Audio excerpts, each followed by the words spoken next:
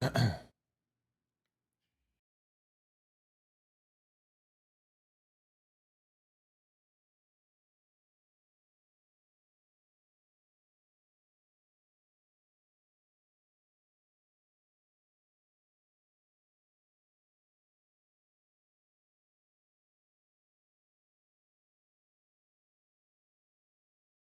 screws loose, and it has made for years and years worth of just fun. You never know what's coming at you next, friendship. And he's here in New York. We're going to hang out with him. I'll tell you all about him in just a couple of seconds. It'll be a great week of broadcasting. We're going to be going right to and through Saturday. So tonight we've got our guests. We're just going to be talking a little bit about reminiscing. It's going to be a little bit more about the musical, not just music, but life. I said, like, learning the hard way is the name of tonight's show. And it's just because the music we were playing is hard, and because life gets a little bit hard as well. But it's a lot of fun. And then tomorrow, Jim Lee is coming on tomorrow night.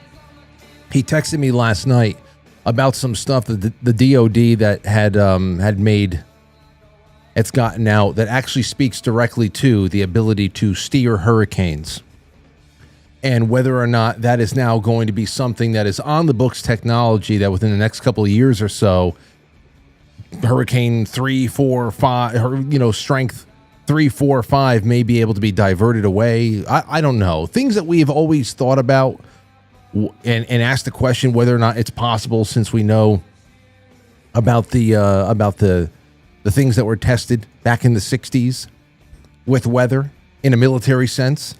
Could any of that be used to, save lives, to save billions of dollars of property damage, all that stuff? Well, Jim Lee's got something, and that's going to be in the first half of tomorrow night's show. Second half is going to be a lot of fun as well. Show up for that. Then we got Jay Gulinello coming back on the Wednesday, August 20th. On the 21st, the Thursday this week, we got G. Edward Griffin, OG Edward Griffin. This will be his third time on the show. And I want to talk a lot about maybe some of the alternative health and alternative medicine aspects of his decades and decades of publishing things as a alt media, red pill media kind of an OG. So that's this week. I don't know who's going to be coming in on Friday. We'll see. That'll be fun. We can get a couple of people, but then Saturday night, special guests. I know my cousins Sherry and Dave are coming in. We'll see who else wants to stop by. It'll be a lot of fun. Maybe we'll make fun of a couple of more classic cheesy music videos again. But either way, that's what we have this week. But this week starts tonight on the other side of the intro. So by all means, sit back, relax, and enjoy the show. We will be right back in a second. By the way, the definition of the word retard is to hinder or to hold someone back. I think your life is about to become retarded.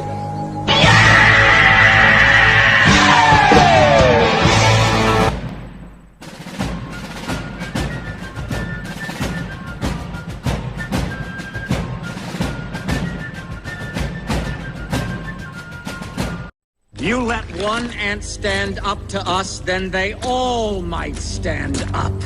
Those puny little ants outnumber us 100 to 1. And if they ever figure that out, there goes our way of life. It's not about food.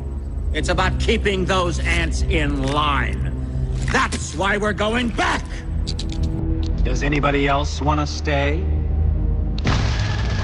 Let's ride!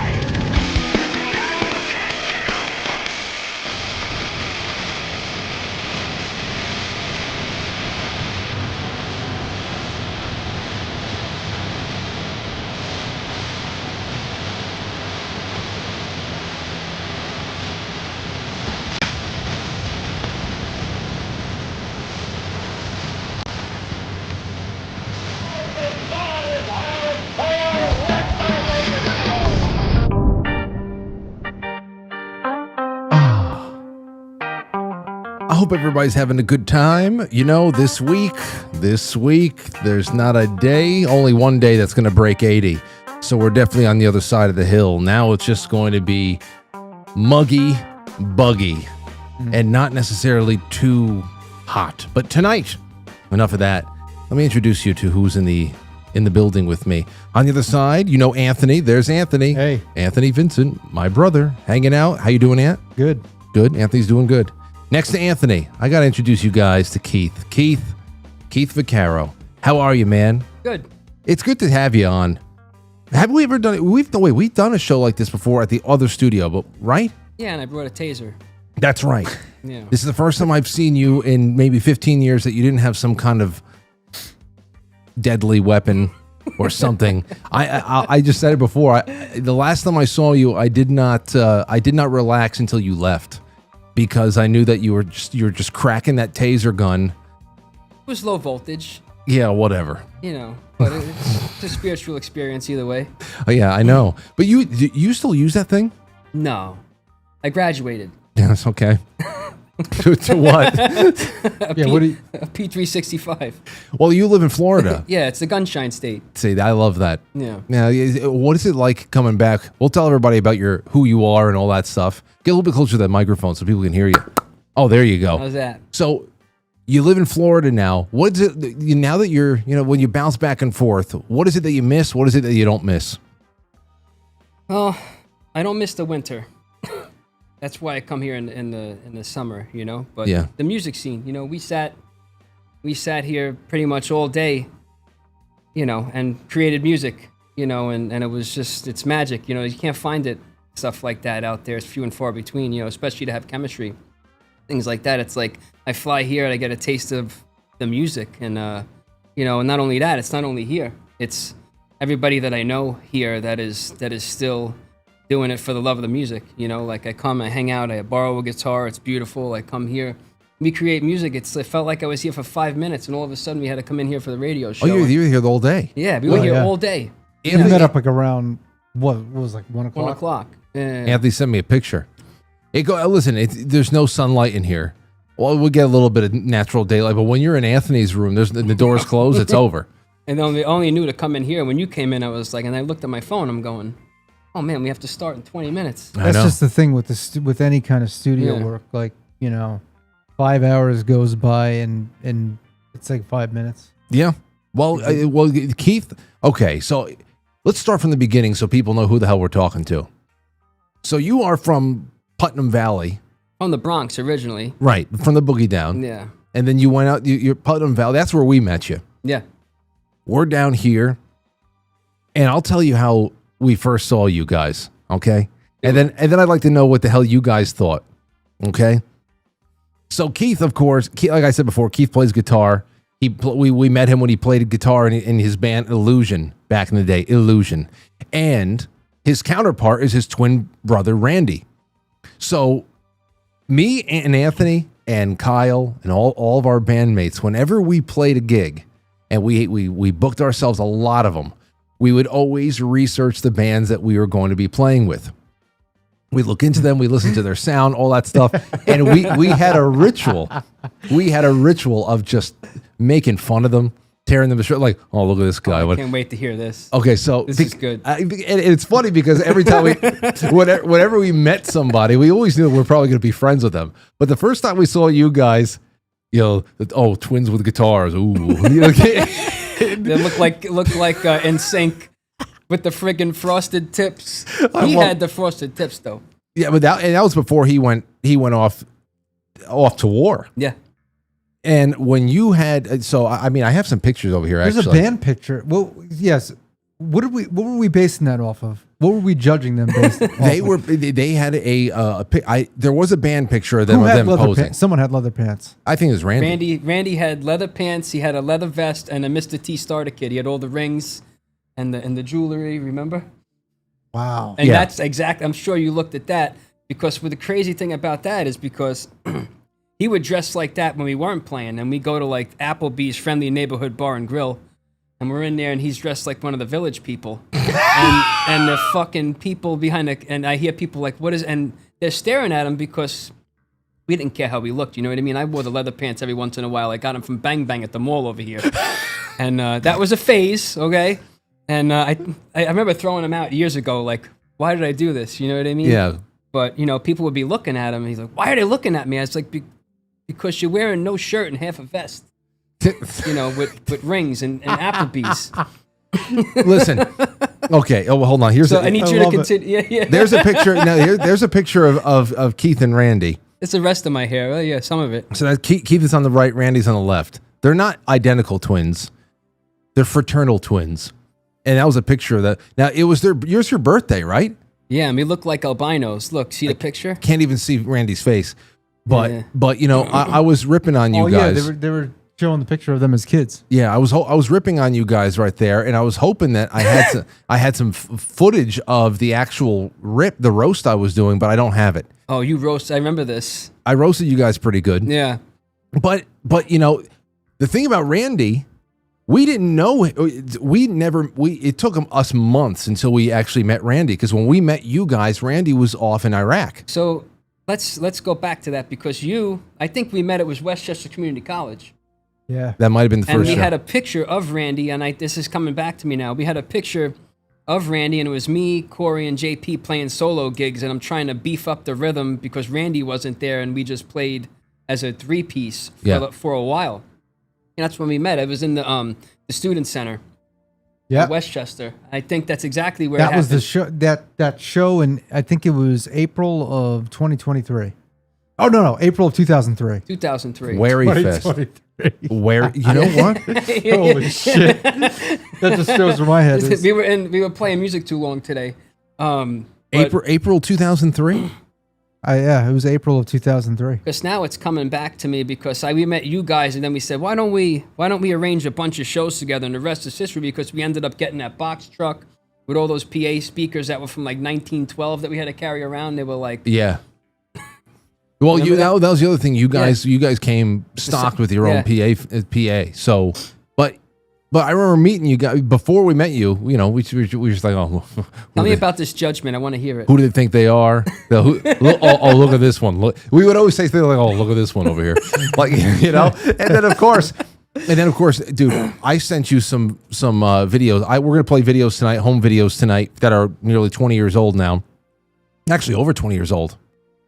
Yeah. Well, we're talking about 2003, 2004. 2003, that's 4 or 5. Yeah. Anthony was like 12. I was at that time I was no younger than 16.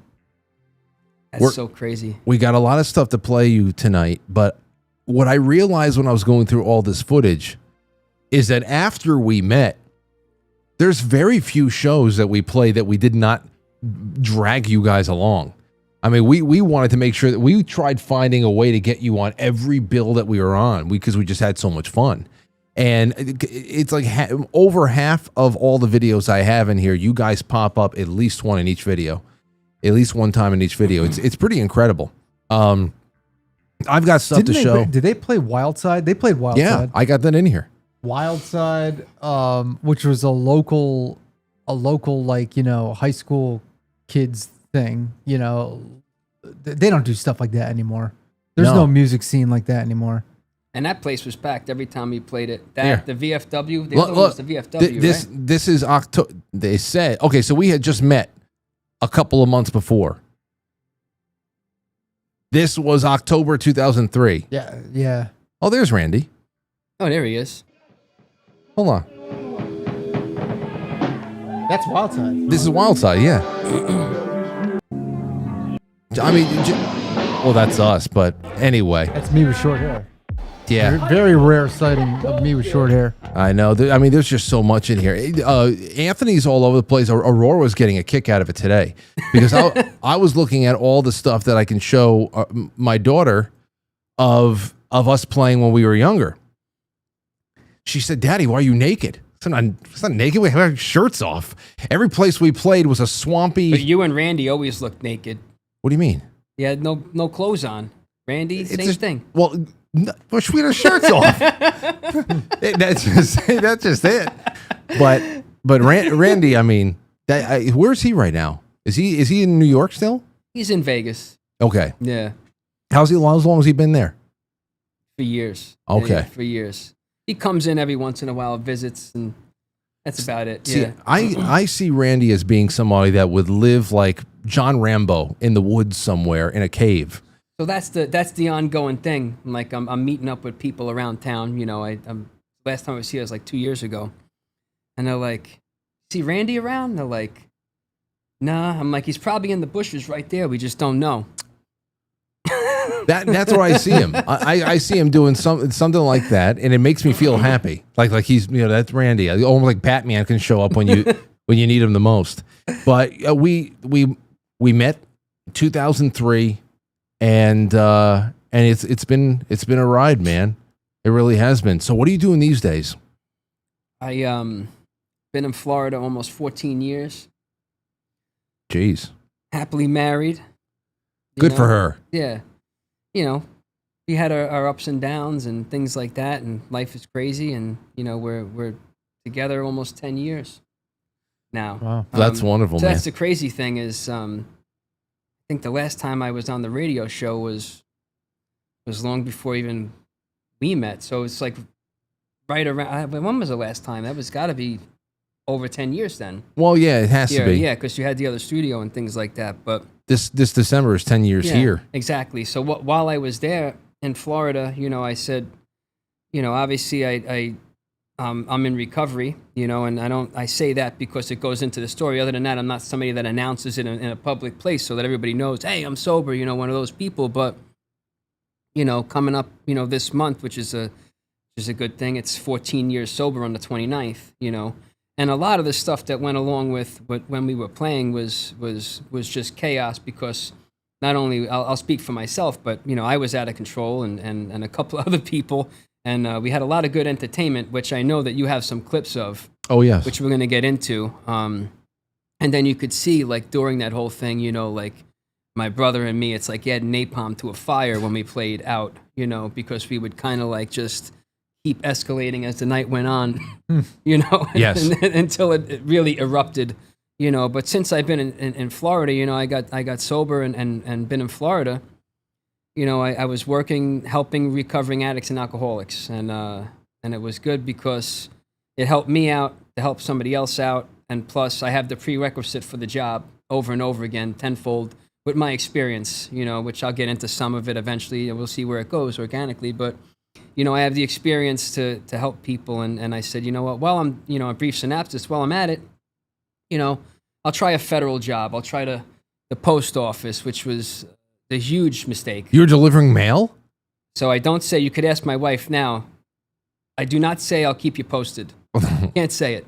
I'll say I'll keep you updated. I'll let you know, because that was the worst idea I had. So that was like a 6-month thing. It lasted. It was, and I won't get into reasons why, but it was a big mistake. Oh shit! Now I want to know. Damn. Well, we could get into it eventually. Were you actually a mail carrier though? I was a city carrier assistant, which is what you get, and then you have to wait 4 years to get your own route, and you work 6 or 7 days a week in a hot metal truck from 1975 that breaks down with a fan that blows hot air on you, and they're so unorganized that literally it was like almost 12 hours a day, 6 or 7 days a week. For what? For nothing. So you got into a fist fight with somebody? No. Okay. No, that was, since I got sober, I've been good with that stuff. Okay, you know cool. what I mean? All right, good. You know, I don't have to live like that no more, you know? I don't have to live like that anymore. But anyway, I got into that and I said, you know, federal job. So I know I could get a federal job, and I always wanted to get into law enforcement. So I said, okay, you know, I'll try to get into this too. And I had some help to try to do that, you know, and some guidance. And by the time I got accepted into the police academy and all this stuff, you know, I made a pros and cons list and compared it to what I have now with my job. And my job treats me well, and I'm in a good spot, and my quality of life is good, and I have insurance, and I have this, and I check all these boxes, and I chose to stay and help people where I am rather than going to the police department and get shot out and all this other stuff.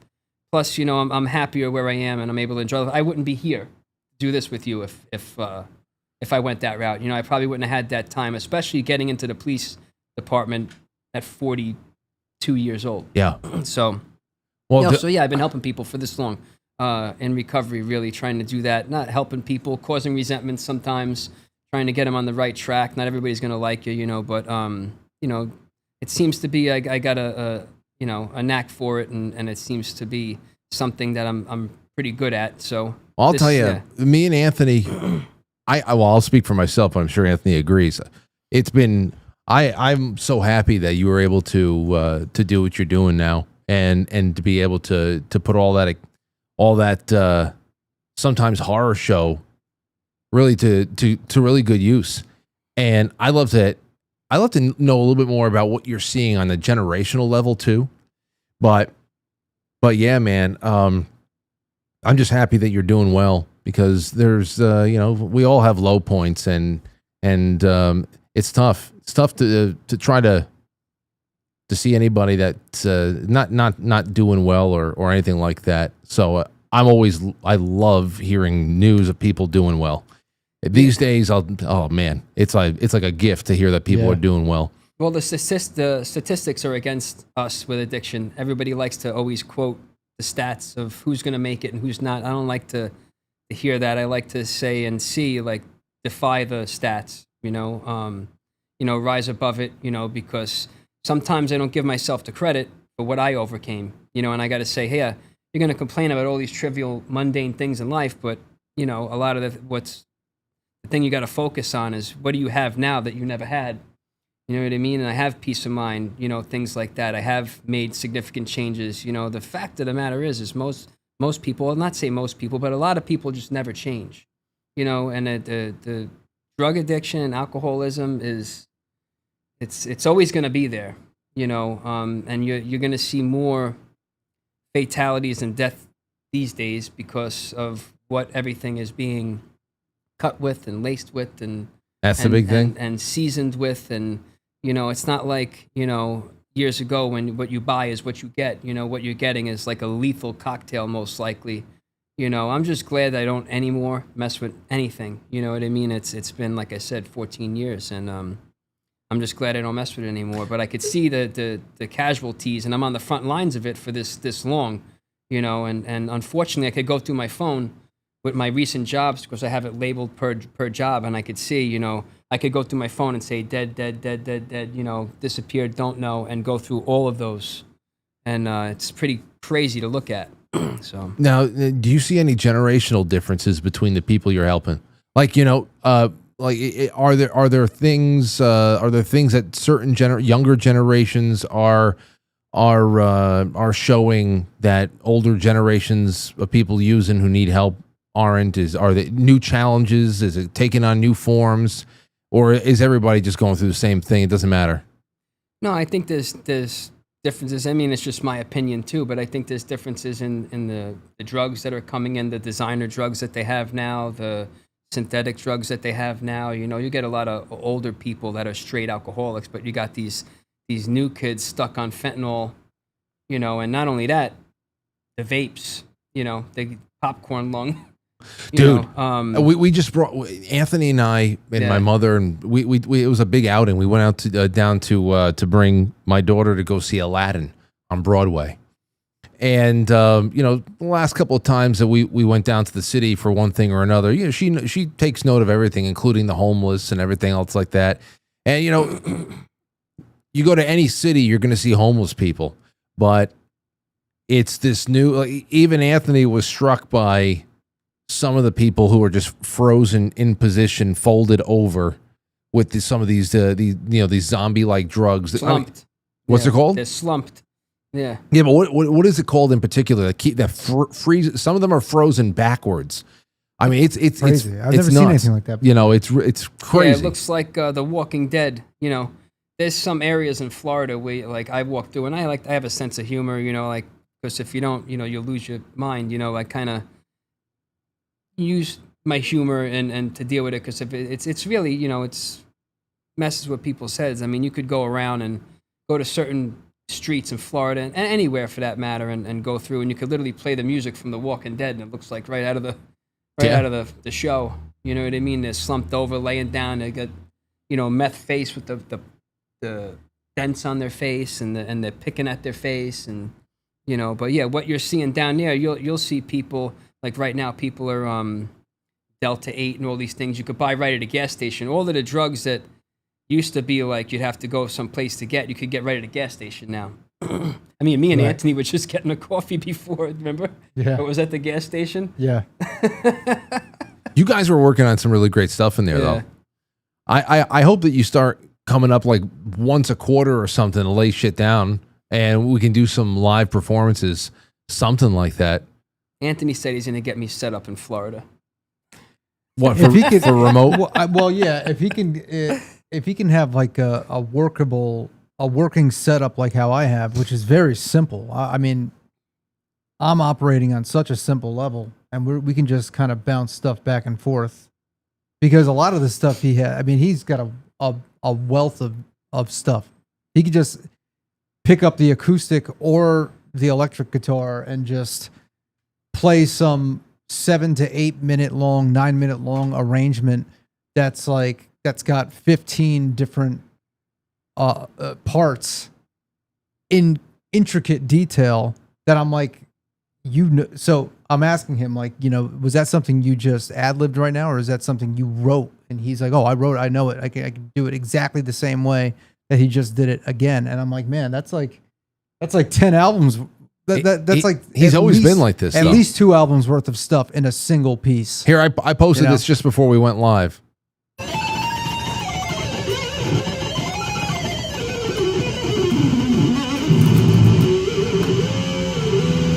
Just warming up. Just a little bit of a warm up there. You're quick. That's nothing. No, that's nothing from even.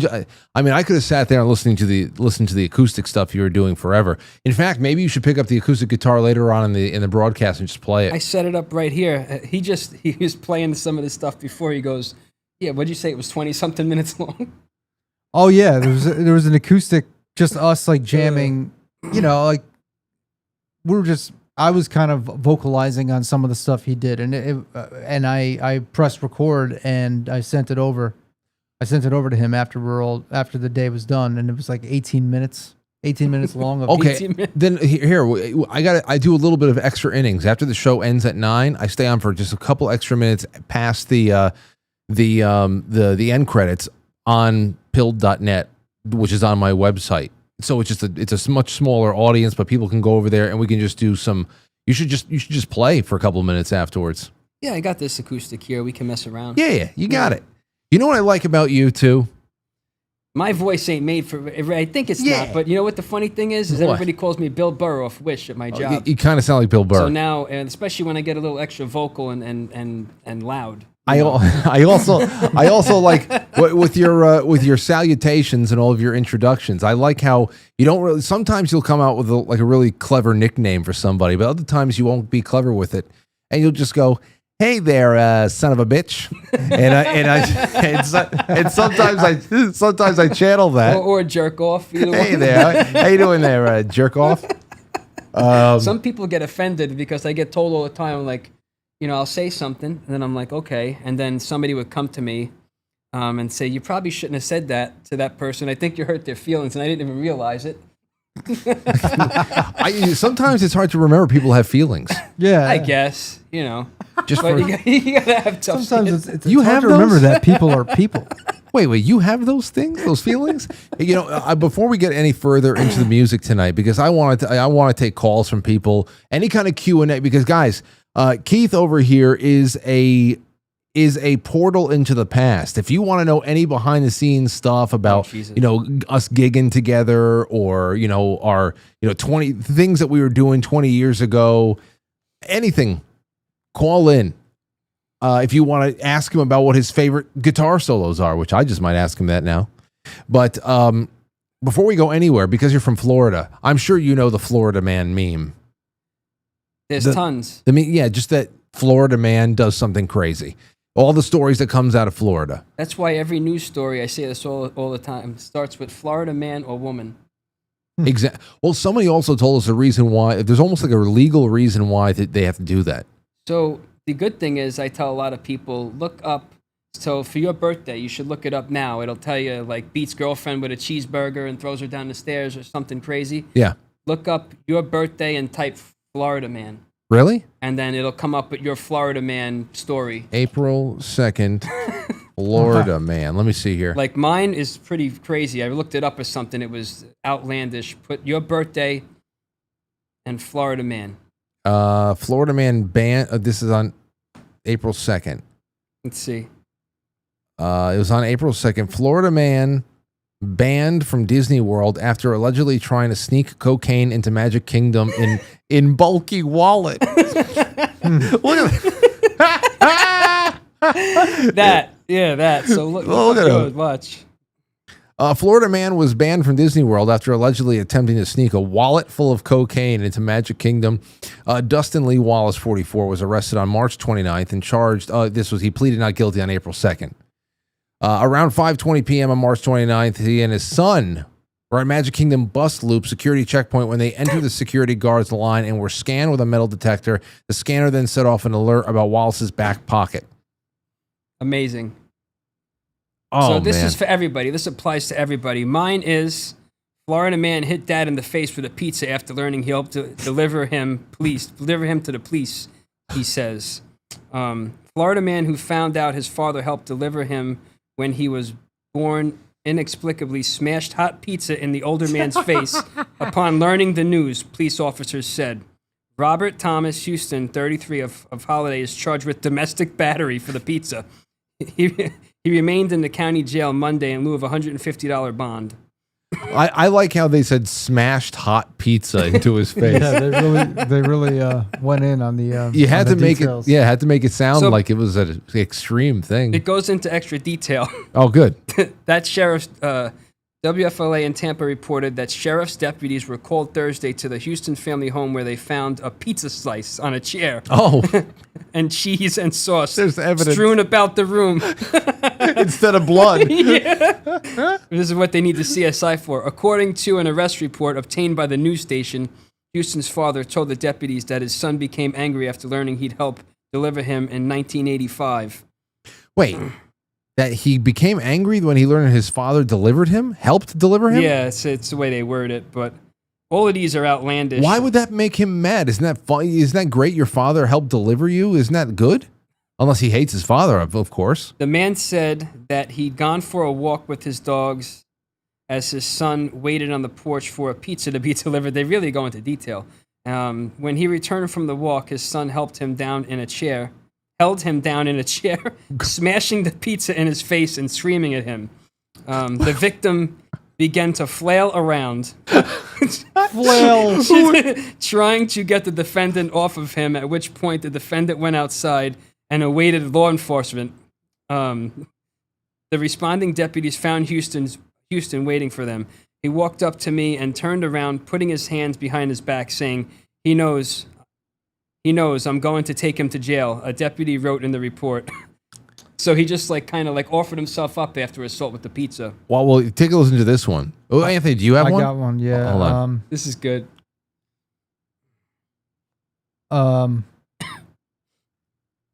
September 21st, 2023.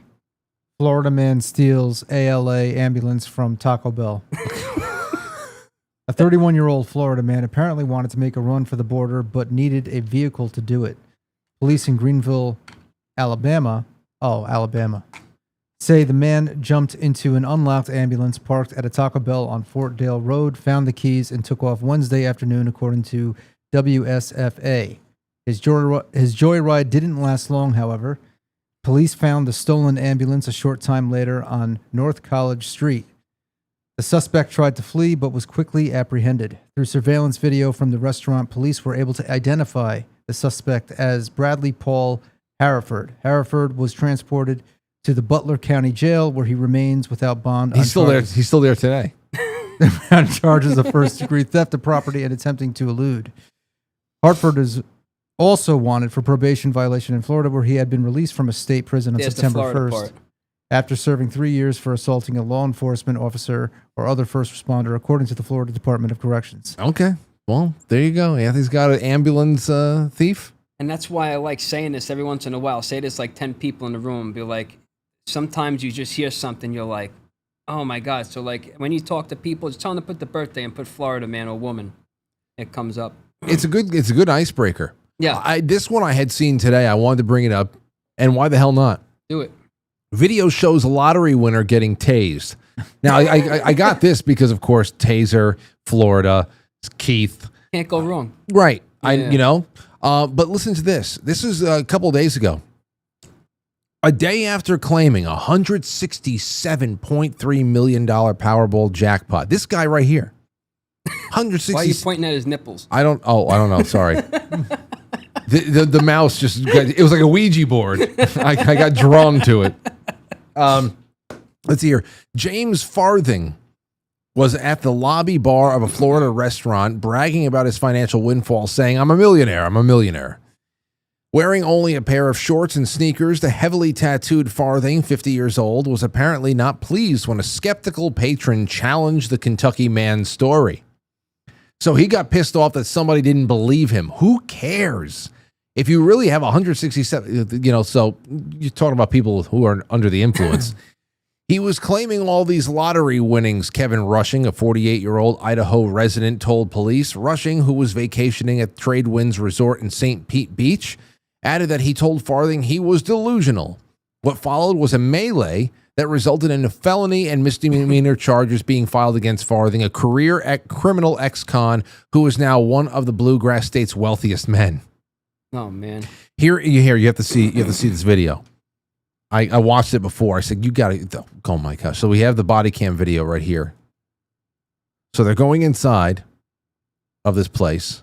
Does it have any audio? Once they kick in. So this is the guy that didn't believe him. You, enough. I didn't know you were here. That's the guy who didn't believe the other guy was rich. And now the other guy who is rich comes in, and I guess he tries kicking the guy that's down, and he hits the police officer instead. Watch. Doesn't fucking make a difference. What the fuck are you doing? Wait. Oh Jesus! Wait. You stay there. Oh wait, no, it's right here. Wait, hold on. Are you kidding me? Look, you saw that? Yeah. So he missed it. He obviously missed the other guy that was down. He kicked the officer instead. So now they deal with the tattooed millionaire. And just listen to this shit.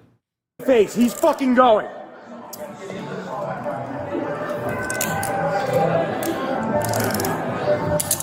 Oh man! All right, pass me too. There's the taser there. He's on the ground. I see his bright sneakers.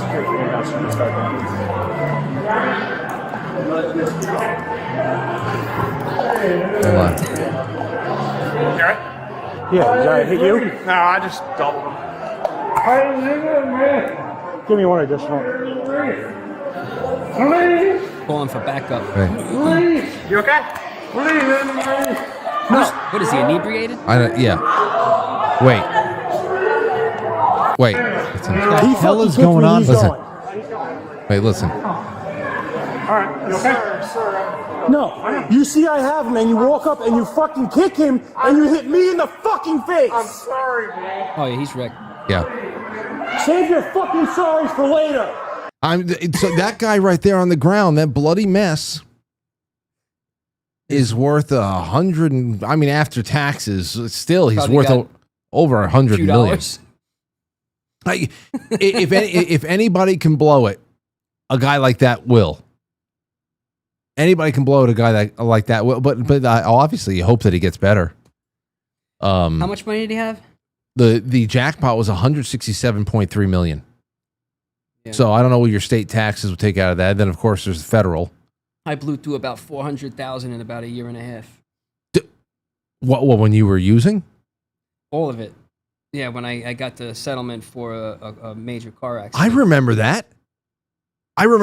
Yeah, so the bottom line is with an addict or alcoholic or something like that, never enough money. So, and it went so fast. Luckily, I was able to put, 100,000 in an annuity. So I can't touch it. And the reason why they have J.G. Wentworth commercials now is because of me. I want my money and you better give it to me right fucking now. I would call them up and tell them, I'm going to find you if you don't give me my money. Because I made sure I got my money out of that annuity. Really? And my last $600 out of that annuity paid for a bed in my halfway house in Florida. Wow. And that was the start of turning it around. Where I am now. Wow. Yeah. Well, dude, remember that day in the motel. Oh, yeah. Me and Anthony came up that was a scene. You're not doing well that day, man. And I'm like, I mean, Anthony and I rushed up because we were trying to get a band together with you. Yeah. And shades on. The shades were drawn. You had I can remember it. We opened up the door to the room. The shades were drawn. There was one lamp on. You were on the bed with your sunglasses on. You were chain smoking.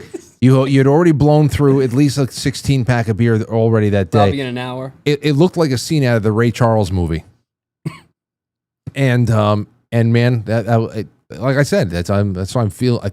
It's wonderful to see the turnarounds. It really is, and that's just life, man. And that's the fact of the matter is like I said, it doesn't matter how much money you have, and everybody suffers from the addiction. Doesn't matter how smart you are, what color you are. I was in it then. And you guys came in, and the crazy thing is I always had this guitar in there, right? Not this one in particular. That other one was destroyed, along with many, but. The stuff that we were playing today is remnants of that time, all playing stuff through that time when I was sitting in there, because it's not like I was just sitting in there doing that. Like I was actually playing the music, and it was actually it was a representation of the time. It was dark, So we were able to do some of that stuff today, use some of those things today, actually. So, I hope you guys. I'd love to jam out sometime soon too. Yes, you saw that room. Yeah. That's going to be like key for just working out, getting some performances on. That'll be good, man. Really is. And I actually have footage in here of you smashing a guitar. The one which one? The one that got smashed over my head, or the other one? No. Well, you and Randy were smashing. You were running through the planks of broken guitar at the VFW show that we met Randy because he came back. Yeah. He came back. That was when we met him. That was the welcome home. The welcome home thing. Yeah. That day we're like, man, Randy gets to meet us now. Yeah, all that stuff. Yeah. Who is this guy with the leather pants and the Mr. T starter kit? I'll tell you, but I have it all. I have it all up over here. So that was among many smashes. A couple of ones when we were at Popeyes, and we played that show. Good Lord. I had them. Randy, we did stupid things, obviously, and I had him smash an acoustic guitar over my head, which I didn't think was going to hurt, but knocked me unconscious for a second. Wait, let me see here. 1845 is when all of a sudden Keith is seen with a guitar over his head. Hold on here. Did you actually bookmark all this shit? I went through a couple of things. That was the the CD release. This is the CD release. Yeah. Hold on. Keith all of a sudden has just this everything above his head. Where is he? There he is. And he's waiting for people to tell him to do it. He almost doesn't. Should I? I never even knew you had this. Oh, yeah. Oh, you have it now, too. Oh, there it goes. I do smash it.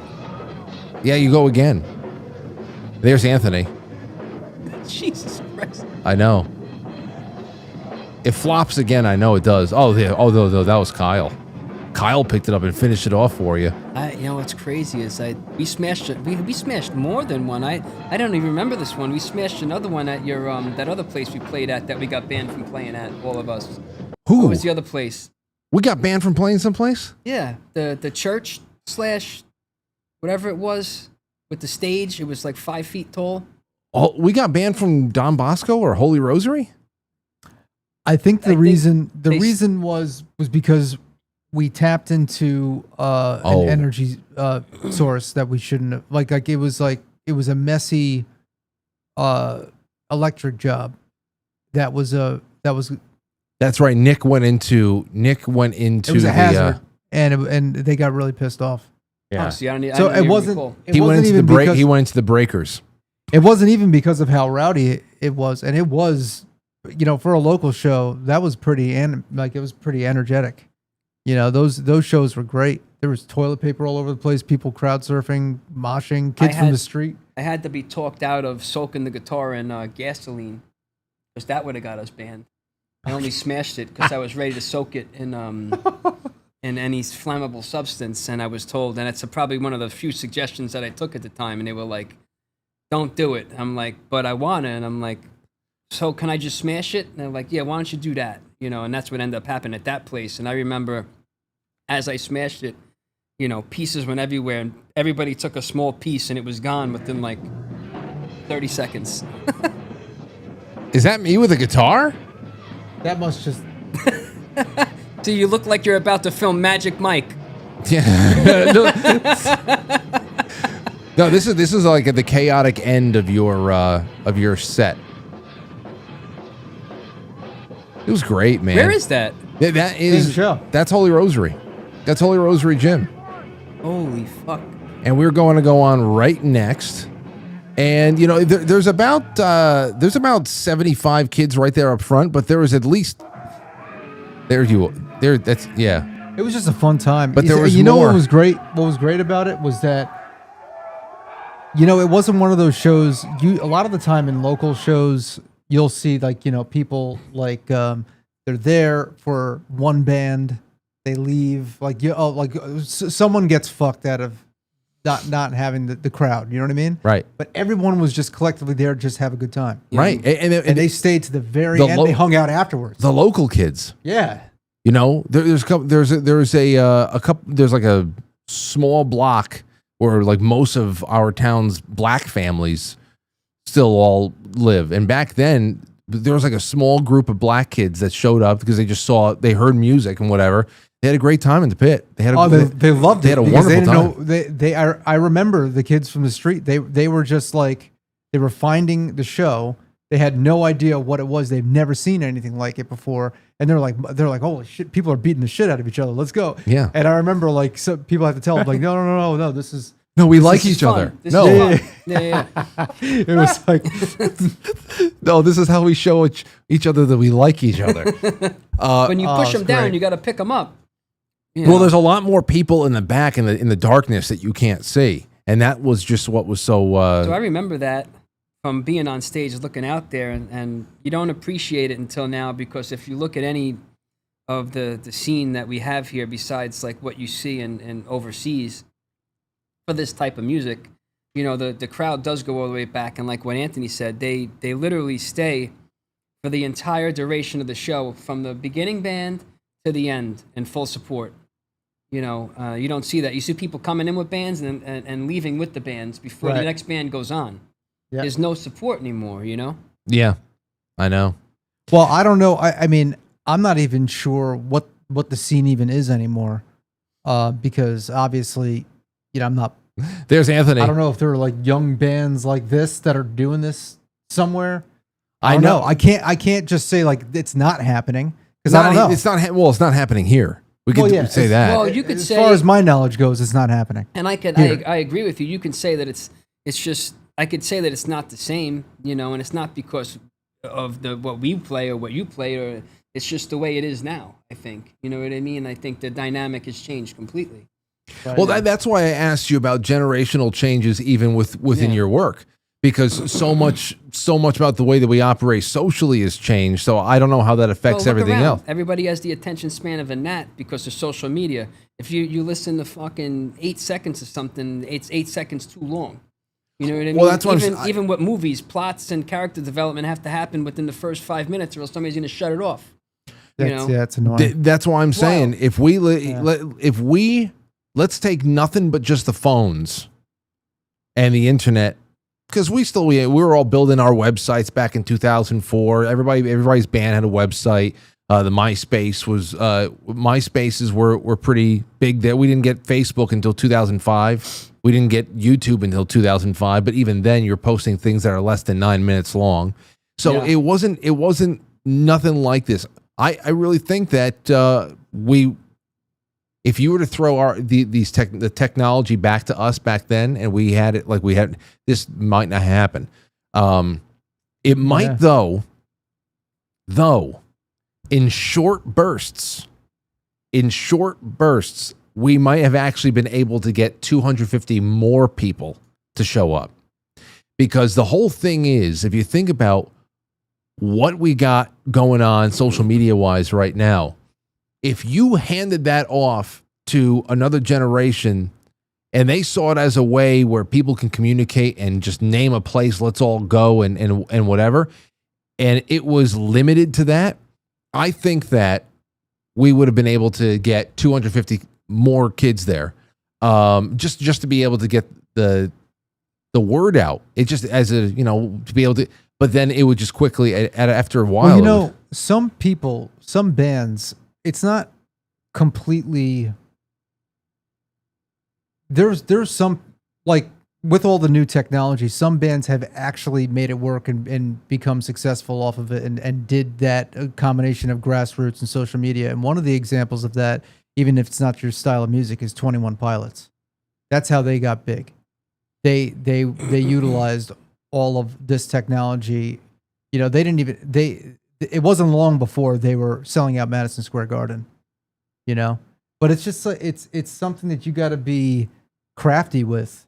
And, but I don't know. I think that we were pretty close to building a pretty good grassroots scene here. That right there was a good start. But the problem was we needed a location, a consistent location, and we didn't have it after these shows. After that year, like Keith said, we pissed them off, and we weren't able to do that anymore. I know. And look at all these girls. I remember them saying that they had come from like other towns and stuff. Well, the City Island kids. Yeah. And then the surround, and everything was also like there was buzz. There was actual word of mouth buzz. Yeah, it's wild, isn't it? Like you had people. I remember playing in Queens, and we had 100 people come there easy, just from other places. Yeah, I remember him. That's Alex. Yeah. Mole Man. Alex Conti. There you go. Yeah, he's doing well, the other thing there too is, I remember at that time, we have one show over here at the Bronx Underground, and I remember that was a sellout every weekend that they got together. Right. See, even that's what I'm saying. Like, even that's like, where's the Bronx scene? That was huge. I don't know if they're still doing it.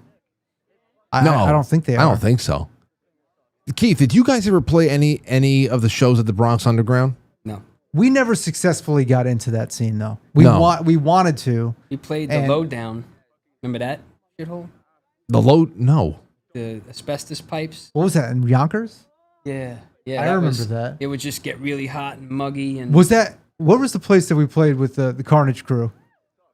Oh, that was also in Yonkers. Were you at that? Did you guys play that show too? I don't know. The guys throwing around meat and chainsaws. Yeah. Okay, that was the night where the guy who organized it took the money and ran, and everybody started looking for him. It was a big. His name was Juan. Yeah, and whoa. But I specifically remember we got a band that played one of I think it was a battle of the bands that we played with them at Iona Battle of the Bands, and we liked their sound, so we got them on, and we got them on, and they had a manager. Remember this dude that was looking for the guy who stole all the money?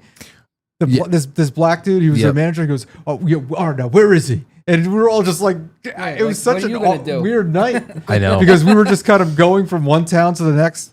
We're like, what looking for him. Yeah, and it was just such a disaster of a night. What do you make off for a few $100? Who knows? It was stupid. Yeah. But it was. You know what the crazy thing is about all of that is a lot of us, we got people there with a piece of paper. I still have the flyers, and you know what I still have? I have all of them. I have all of our set lists, and we only wrote our set lists on paper plates. If you remember that. We did that a lot too. So we only have, and it had to be on a paper plate, not a sheet of paper. So all of our set lists, I have a stack like this from all these different gigs, probably gigs that we were all at, and things like that. But when we advertised for it, it was always through word of mouth and a piece of paper. That's crazy. You know what? Here's one of the you remember when we played at Arch Street in Greenwich? Yep. I have that over here. Couple times. Uh-oh. Okay. And I have this is where one of your solos were, Keith. I'll play it. We're gonna go on I should have previewed this. What? No, is it good? Hey, it's you're just shredding. It's fun. It's good. And I want people to start calling in a little bit too. So because we're talking about the music scene. Talk about the music scene from when you grew up.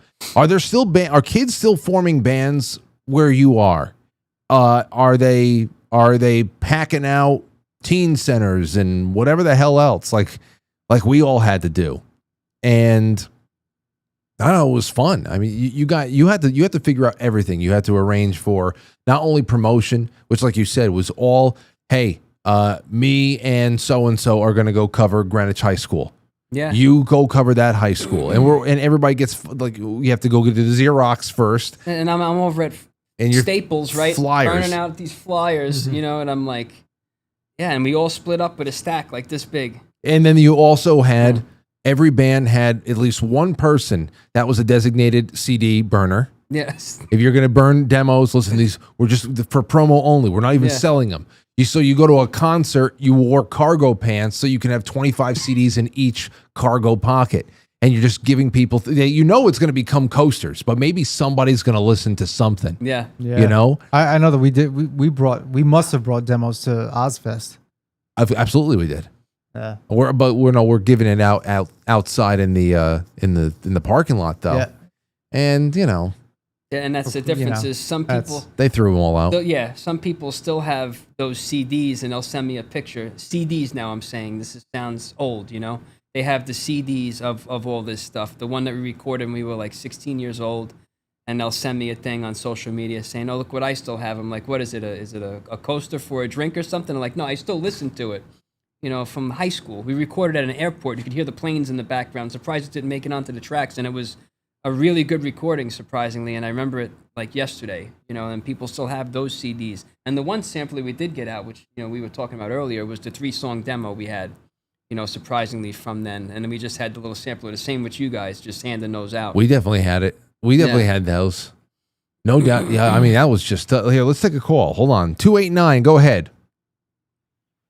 Hey, Frank, it's Dragon Stage. How you doing tonight? What's up, Dragon? So you're on with Keith and Anthony, myself. What can you say about the scene by you? Is that at all alive? Well, I specifically called in because Keith and Anthony and you are all sitting there talking about this, and I have a little bit of experience on this kind of thing too. Back in the late 80s, when we were all music fanatics back in those days, You're breaking up, Dragon. Late 80s. Sorry, 1988. Can you hear me okay? Kind of now, so far, yeah. Okay. 1988, the 5-piece band that I played in with myself and another guitarist, a female vocalist, bass player, and drummer, we actually had a recording contract with a company. Dragon. To take our... Dragon, you're breaking up. You had a recording contract with who? A company out of Texas. It was a small production company called Boylan Music, and they were going to bring us down to Texas. And we were going to go on tour in Texas. I was 18 years old. This was like my life's dream, to go and play music down in Texas. Because being in Canada, it's a little different from what you guys probably experienced in the States there. But the Canadian music scene is a lot smaller. We didn't get paid very much money up here. We all just did it because we loved it, and we all played in bands for years, and didn't make any money basically doing it. You'd go out and you'd work all night, and you'd come home, and after your bar tab, you'd make $50 or something, right? Mm-hmm. So we just did it because we loved it, and honestly, still to this day, I still do it. My band still records and stuff. We don't play gigs that much anymore. But, so what happened in Texas? So the Texas thing, this is one of the most depressing stories of all time because, so the other guitarist was the writer of the music and the female vocalist was the writer of all the lyrics. We got a government grant called a factor grant here in Canada. When you're producing stuff in Canada, the government will kick in some cash to get you started and get you going. And we got all this money. We spent it on new equipment. We had pretty nice equipment in those days. We were going to go on tour in Texas, but the lyric writer and the songwriter couldn't agree on who was the leader of the band and who had more of the share of the publishing rights. And the saddest story ever is that they ended up litigating each other in court over the intellectual property of the band's music. And they basically wasted the government grant suing each other. and we never ended up going to Texas. Ah, well, that sucks. I was so upset, and it kind of like, I was 18 years old, and it kind of like ruined my life. I was like, what? We're supposed to go on tour in Texas, and now none of this is happening. So, you know, at that point, that started me off on, you know, I used to hitchhike across Canada with a guitar and a backpack and play with any band that I could get on stage with and go, you know, always get invited to the party or whatever, and start a band on the West Coast and then bounce back to Ontario and start another band here, and then just back and forth for years, and never really got anywhere with it. But well, I'm still doing it. Doing it and still writing, still recording. But I appreciate you telling that, because tough racket, guys. It is very tough, and it's crazy because you're not only dealing with your own personal proclivities and the business aspect of it. Thank you for the call. But then there's also the fact that if you're in a band, managing all those egos and personalities. I mean, if you've been in one band, you've been in all bands. It's just that some people hold it together a lot better than you. And I don't know. It's some rough shit. We learned a lot of stuff along the way too. No, we didn't have any of that stuff. One day, Anthony and I, we got propositioned by this company in New Jersey called Broccoli Rob Productions. You remember that, Anthony? Gotta go like this. Yeah. They give you a piece of supersod. Yes, supersod. What a name. I mean, that now, if I were to ever see that now, immediately that's like, what is this joke? I know. Well, first of all, you can just, with the technology now, you can just put it in, you can search, see if this is legit or not. Scam detector. You know? Anyways, Keith, Broccoli Rob Productions, the guy who was at the head of Broccoli Rob Productions supposedly signed Good Charlotte. And there's a picture of him with Benji from Good Charlotte. And it's like, this could be you. And we were, I was in college at the time. And we just wanted it to be true. They wanted to record us in a big facility in New Jersey. And then from there, they're guaranteed to get us signed to a label. Okay? This was Talent 2K. Talent 2K. The label was Broccoli Rob. Yeah. Talent 2K. The label was Broccoli Rob. That makes a lot more sense. And they said, we guarantee you that we're going to get you signed to a record label, and we're also going to help you promote or produce an album. Of course, that's when we realized that we had to provide all the money for the album to be produced, and that they would essentially meet their end of the deal by getting us signed to a label. They never say what label it's going to be. It could be, Stick in Your Ass Productions, which is basically what it was. Stick in Your Ass LLC from Kentucky, and you're signed, kid. We never inked anything because I brought it to my music business professor. Yeah. I was in music business 101 and all. I was like I was going through mechanical. I wish I could actually see what he said. What he did was he took the contract and he gave it to my class as an assignment. And then he asked, he asked at the end of the class whether or not people would suggest to me whether we should sign this contract or not. That's kind of embarrassing. Well, yeah. How'd you feel about that? Do you have some trauma you want to talk about? Yeah. It will. I would hate it. I'd be like, fuck you, fuck all of you. Okay. Why did you bring this here? That. Because I want. He said, "Do you mind if I talk about this with the class?" See, I should go ahead, because I think at that point, I'm just like, don't lie to me, because we wanted to be excited, Keith, and I know you know this feeling. You feel like you got a lead. This could be the big. This could be a big, a big gig, a big booking, whatever the hell somebody wants to, And he was like, "No." Everybody's like, "Don't do it," because they use words like in perpetuity. Yeah. Like they're owning everything that you do.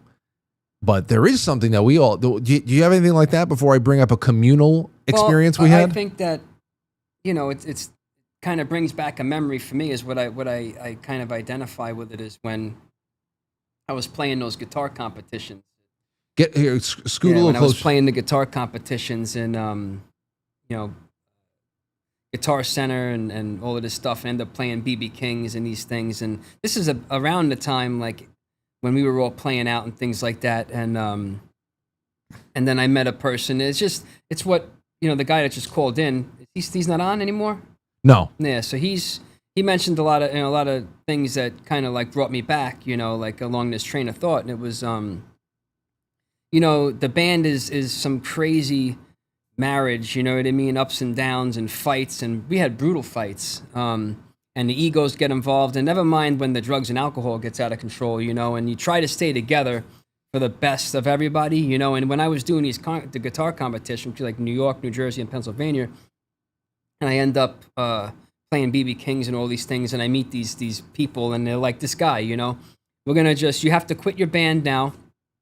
We're going to fly you out to California, and you're going to, now that was like some maybe opportunity that I had that would have been different, but it would have involved me leaving the rest of the band and leaving everybody behind. But the crazy thing is, things happen the way they happen. At the time, I said no because I'm going to be in this band. But then again, if you think about it, a lot of stuff happened, and because we were it's like a family type structure at the point. You've seen all the memories we have and all these things, and I didn't want to leave us, and my brother's in it, and we're all like brothers and things like that. But it worked out the way it did. If I would have went that way, who knows what would have happened? It's people promising you things, you don't know what the hell what you're going to be running into, and there was like a bunch of those instances that happened, but everything happened the way it happened and like I said, you're playing all these things. It's like, unforgettable memories, some really crazy good stuff and, a couple of bad things, but it was definitely, an experience that most people will never have, period. You're right. All of it, Yeah. Let's take another call. Yeah. 732, you're on the air. Go ahead. Frankie, Jack. Hey, Jack. How you doing, buddy? How you doing? Just talking about old music, right? And just the heyday of music. Well, yeah. Well, I guess the more general question is there a music scene where you are? Is it a healthy one? Are kids, especially, are young people making, forming bands where you are? I guess that's the more general question. Good question. I was just talking to Lindsay, and I'm thinking about it, and like back in the early '80s, back in like Sayreville, New Jersey, and like that whole Fountain Casino days. You had great bands there, and the band that I used to roadie for and help, set up for and semi-play with was called Frankie Mob. Okay. And it was a great band, but the music scene today is non-existent. Yeah, well, I would. Yeah, I wouldn't be surprised if that is what it is across the board, unless you live in a big city. There's always going to be live, even if it's just open mics. That's always going to be there in cities. But we're talking about suburbs where teen centers were, overcrowded back in the day. Yeah. Yeah, and there's nothing. I lived in Jersey my whole life. I lived in Long Branch, Asbury Park, went to the Stone Pony, everywhere. Saw the best bands, the best time. And now we live in Florida, I guess like your friend Keith. Yep. Yeah. Kicked it in 2013. Got off the oxys, everything, been clean since. Just want to congratulate you, first of all. How about that? That's awesome. Congratulations to you, too. How old are you? Right now I'm 59, 25. So you probably were you're around for Zebra, Rat Race Choir, Hindenburg, all these bands, right? Oh God, yes. So my twin brother's named after Randy Jackson. I'm named after Nice. Keith Richards. The guitar I have sitting on the floor right here belonged to Mark Hitt. Wow. From Rat Race One of my Choir. really good friends is Henry Vaccaro. He owned Kramer. See, so it's like And the Kramer factory is right in Neptune, New Jersey. We did all the Kid Rock shit. We did all of Eddie Van Halen stuff. Did Wow, you since you're in Florida, and we could probably get on a side tangent, but for the sake of the show, I mean, I went to see Zebra down in Fort Lauderdale VIP and got to hang out with them and get everything Nice. signed and family pictures, because we played with them also here in New York and in Queens, the Voodoo Lounge where we all used to play and things like that. So it's just like, and we're on the question, like the music scene. Like these guys, we used to play with them, and hundreds of people used to go to these places. It's kind of And now it's non-existent. yeah, it's tough, man. Even It's yeah. tough, man. You know, So- people don't have an ear for good music anymore. They don't know the soul, the passion of Yeah. it. They don't know what good music is anymore. Well, It's sad. Here's the thing. And Jack, thanks for calling, man. I Yeah, want to take thanks. I want to take a couple more people. This is a wonderful call. Thank you so much. And say that send our best to Lindsay as well. But I don't want to get into the hey, people don't know good music anymore kind of a headspace, because really I just think it's a call to action kind of a thing. Nobody seems to be leaving the house unless it's there's still some really successful tours that are going on out there. Obviously the A+, the A+ listers are bringing people out to, stadiums and shit like that. The demographics are changing. Anthony and I just went to another Metallica Pantera date back in around Memorial Day It was weekend. the day before Memorial Day. Yeah, and there's always new people there. There's always young people finding these bands and want to show up, and the band is obviously in their 60s now. But it is an older energy, no doubt, and things are changing. But there's definitely energy in the scene. There's and energy in the scene. and There people is. are just listening through, and they're enjoying it in different ways. They're just not out on the street prowling for music that's spilling out onto the street from the bars like they were 20 years ago in White Plains, where if you heard a band, you're going in. Right. That's not happening anymore. So I don't know. You get old, right? Like I'm 43 years old, so it's like, I meet some people and they're significantly younger, whether it's through my work or anywhere else, and they're always like, yeah, we were just talking about it earlier. If you covered a lot of bases today, all the dad rock playlists, but still, people are going to be listening to dad rock forever. Yeah. Hold on. Here's Keith. Here's Keith at Arch Street in Greenwich. He goes on a little run over here. By the way, I listened to divorced dad rock almost exclusively. Divorced dad rock. Yes, when you got to add the divorce part. Yes. What's like the top divorced dad rock band? Is it like? Well, I could tell you one of the songs is "Hemorrhage" by Fuel. Okay. In my hands, So- in my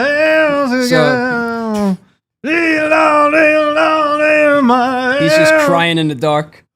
Yeah. How many emo kids does it take to change a light bulb? How many? None. They're all crying in the dark. Okay, here you go. Listen to this.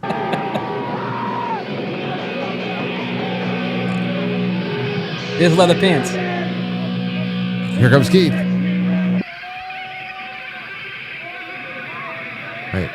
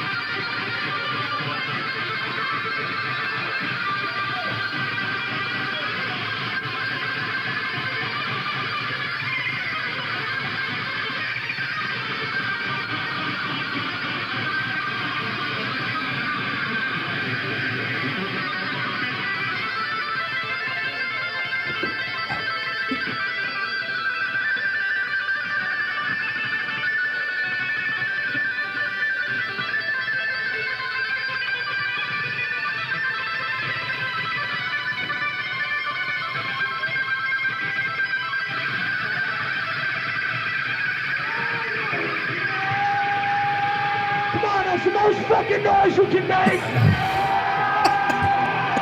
After I only hear people over here! Yeah, man. I showed my daughter that today. I sweat watching it. Yeah, well, dude. I mean, that was every night. I play that guitar all week long. I still have it. That guitar? Uh-huh. It's well loved at this Yeah. point. That's a it's well loved guitar. Mutilated, yeah. Unbelievable. Well, we have more. We have definitely more to do. Oh, let me just real quick, because we're not going to go on an intermission. So I want to plug my wonderful friends at Keto Brainz. Keith, you got to put this in your coffee, man. I'm gonna. You got talked about this. You got to put this in your coffee. There is no drugs in here. I promise. Thank God. But I'm gonna give you a bag of this. You got to try this. But not only Keto Brainz, everybody. The link is in the description of the episode. I've been getting some incredible emails from people about who are taking the BPC 157, the Wolverine peptide that Molly even sells through Mind Thy Mitochondria. If you want link to that, let me know. But I also wanted to throw this out there just so you guys know, because Molly made it very, very clear to me that there's some crazy shit that she wants to do for you all again. So listen to this. So if you use promo code when you go to ketobrainz.com, Summer Frankly, all one word. That's the code everybody can use. In case you can't use the Frank, let's say, it's a one-time use of the other code. If you already used all the one-time codes, this is one that everybody can use. Use any Quite Frankly promo code at ketobrainz.com, and you're going to get a free bag of creatine stick packs on all orders over $150. 2 3 Oh, no, I'm sorry. Number 2. 3 free creatine packets for all orders. Free bag of Keto Brainz creatine with all BPC orders from Mind Thy Mitochondria. And we're also going to do a giveaway at the end of this month as well. So go to ketobrainz.com. The link is in the description below. Most of the people in this audience who I have sent all of the samplers to are on this now as just a daily supplement that they like spiking everything with. Their yogurt, like my wife, their coffee. It's fantastic. If you want samples, email me, frank@quitefrankly.tv. I'll pay for you to try them because I know you're going to buy them. That's just the way it is. Okay, let's get to, that's all I did over there. Let's take a call. Sentinel, go ahead. You're on the air. Hey, Frank. Great show tonight. I was calling in to talk about our local music scene. Since 2008, we've had a blues society that does 8 shows in the summer in the park. And during the winter, when we had bigger clubs, they would do a weekly show. And people from all over town would just show up with their guitars, and somebody would be there with a drum and a bass. And they would just rotate people through for 4 hours in the evening and just tear it up. And we had a place called the Lazy Toad. Molly and I would go there and hang out for the evening with our friends. One of our friend couples, her husband was on the board, and we had COVID come, and then some of the bigger clubs closed down. So they're just kind of hanging on by doing the summer tour, Saturday nights in the park. But if we ever get a club open again that's big enough to accommodate it, we'll start that up again. And really appreciate Keith's story. He's very talented. Appreciate his work. Hope to see him again sometime. Also, I got my Signals shake stuff in this week. Yeah. And I've used it for the last 2 days, replaced breakfast. I like it. It stuck with me all morning. And it's a good product. I plan on continuing to use it. Well, I'm happy because it's good. It really is. Meal replacements are fantastic to work in there in any way, shape, or form to make sure that you hit everything that you need to get in during the day. And if you're taking it from 100% animal animal sources, then that's fantastic. So obviously you want to be able to sit down and have a meal, but especially when you're on the road, it's really great. I took your advice and I did the water, and then I chased it with milk afterwards.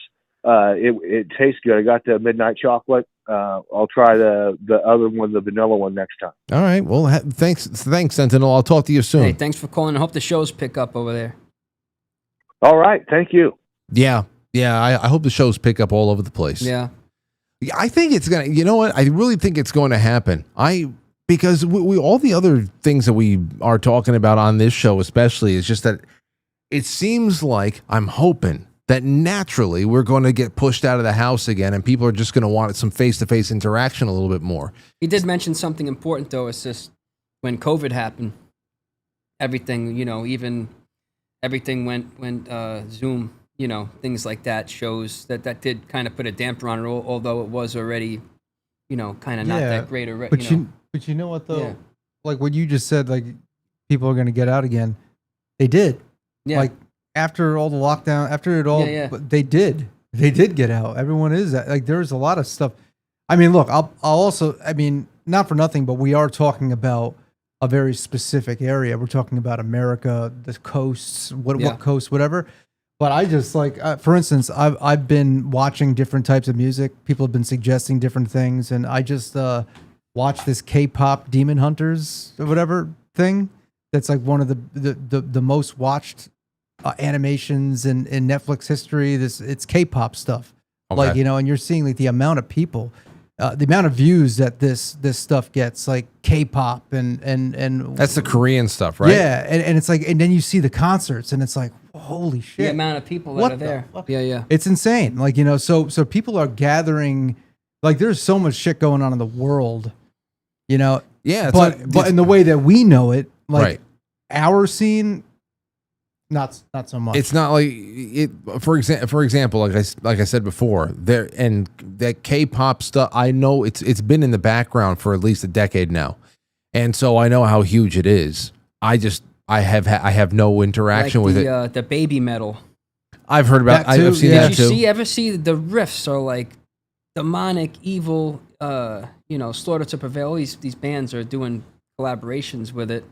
But if you look, I just catch it every once in a while. Usually right after one of his videos come up or something, you know, and it's like it's epic. The amount of people that are in these, you know, and the pyrotechnics and the whole. I mean, but there is a big difference between something that's established and has a following than a local scene. You know, we got to make that distinction. You know what I mean? Like, Yeah, big difference. It's just how do you, you know, the space in between it used to be, you know, connected. Now it's just like there's nothing here, and you got to go from, you know, being basically, you know, playing, recording, and I think that's why it's like what I'm seeing here today and how he records and how these things are done, and it's like you got to go from being, you know, in a studio recording quality content and stuff that people are into, and then you could get the platform to go play somewhere.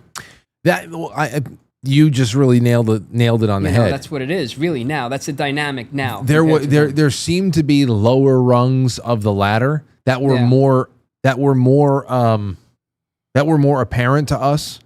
That if we, because of what we could draw in a local scene, if we can categorize that, we can bring any of those people out to get into a bigger venue. You can almost just start venue hopping. You can move up and up and up and bring people along with you and all that. It almost seems like you have to go from nothing to like the fourth rung.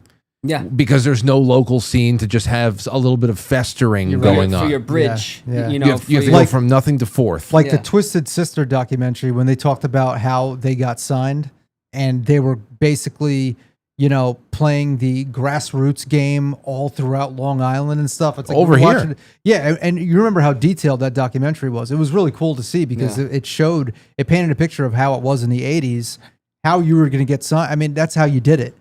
But I'm glad he brought that up, because there's no talent agent standing in the back of the bar looking for somebody anymore. The A&Rs, like there was then. That's like something of the past. You know, now they're looking online, you know, and they're getting something and they're seeing 10 seconds of something, and then they're judging it by that. You know, the same way back in the day, and I always say that because it is, you would come with a CD and let them listen to 10 seconds of it. And everybody knows that story, how you explain it. You know, let the record exec listen to 10. Now they see you online. They want to see you. They don't want a CD. They want to see a little piece, and then they make that judgment on that. Well, you see they see the numbers. Yeah, they see the numbers. Like I can tell you from personal experience, when I went viral back in 2014 with the Katy Perry Dark Horse, and I was in a record executive's office, and I wanted to show him my band. I was, you know what I mean? I remember this. I wanted to show him my band, and he said he just, all he did was pull up the video and saw the views, which actually had a decent amount of views. I remember it. I remember when it came out. It had the band's video. I showed him the band's video had like around 200,000 views. He just saw the views and he said no. He goes, Rock is dead. He says Rock is dead. I just signed a band the other week. And they did. I just signed a band recently, and the other week, what the hell happened? I'm getting something ready for you. I know what he's doing. Keep going. So he said, I just signed a band, and the other week they put out an album that only sold 60,000 copies. It's dead. And I think the band was Black Veil Brides, or something at the time. The guy, well, it was Jason Flom of Lava Records. He was the one who signed he signed Twisted Sister, but he also signed he was known for signing a lot of just well-known acts. I think Katy Perry, pop stars, and stuff like that. So he was interested in he was just interested in 10-second songs because it proved itself, but it just didn't make any sense. I think he wanted to do like a Christmas album or something like that, and I just didn't make any sense to me. But I mean, that's an example of just like what people see. They see opportunity in numbers now. If you're not proving yourself in numbers, it doesn't matter. Like, you know, if it's here's the reason why. Because distribution has changed. A record label was how when like we still had lofty dreams of being signed to a big record label because we understood that we can get something there that we couldn't get anywhere else. That would be distribution of the album and also help booking us onto a tour somewhere, opening up for somebody. But when it comes to, you know, what people are able to serve up from their home studios and what they can do playing the game and getting their stuff out there, you don't really need a label's help for distribution anymore. So a label is not looking at somebody. They're not looking at somebody for, what I should say is that the labels don't have the power to distribute music like they did in the past. Even if they do go to the radio stations and say, hey, listen, keep this in the top 40 for the next couple of months. When they look at somebody who has something that is out there and they realize that, well, yeah, we can see the artistic value of this, and perhaps we can, you know, in a bygone era, just knowing that this is good quality music that we can now deliver to a hungry, you know, music consuming audience that was all listening to just a couple of different modes of how they're getting their music delivered. Either it's through vinyl that they are producing and distributing, or it's through the radio that they are in tight communication with at all times with payola and all that other shit. And now it's, you know, there's less and less reason to actually want to pick people up for artistic reasons because they don't and they also don't pay for, like, there's no tour support anymore. There's no budget for touring. Touring is 100% now on the artist. You have to, it's so expensive. You know how expensive it's ridiculous. And it's there's so much to involve with it that it's like it's kind of, unless you're making a lot, or unless you kind of have to climb the ladder with that. That's why like touring is probably should start as like a young man's game, because like you got to climb the ladder. There's rarely ever a situation where you're gonna have enough money, unless you're like, you know, some kind of big top four heavy metal. And you're playing these arenas. You got to build your way up, and you're funding yourself. So. Let's take another call. 408, you're on the air. Go ahead. Hey Frank, thanks for taking my call. You got who's I this? figured this would be a good episode to try to fit in some conversation about New York hardcore in the 90s and early 2000s. Sure, go ahead. I had a few questions that either you or any of your guests can answer. I'll keep it kind of basic and to the point. So my first question is, when you went to shows back in the day, were you the vinyl guy or the t-shirt guy? Because I've kind of changed up a bit over the years, but I'm curious as to your answer. What do you mean? Like for merch wise, like you go to the merch table at a show, were you getting the record or were you getting the shirt? I was getting the shirt. We were getting the shirt, and to be honest, at that point, we bought a few shirts, no doubt, but we were in a good position, being in bands, all of us, that if we made friends or whatever with if the band isn't big enough, for example, me and Keith, what was the first national show you opened up for, like a national tour? You ever get to jump on a show at Chance or anything like that?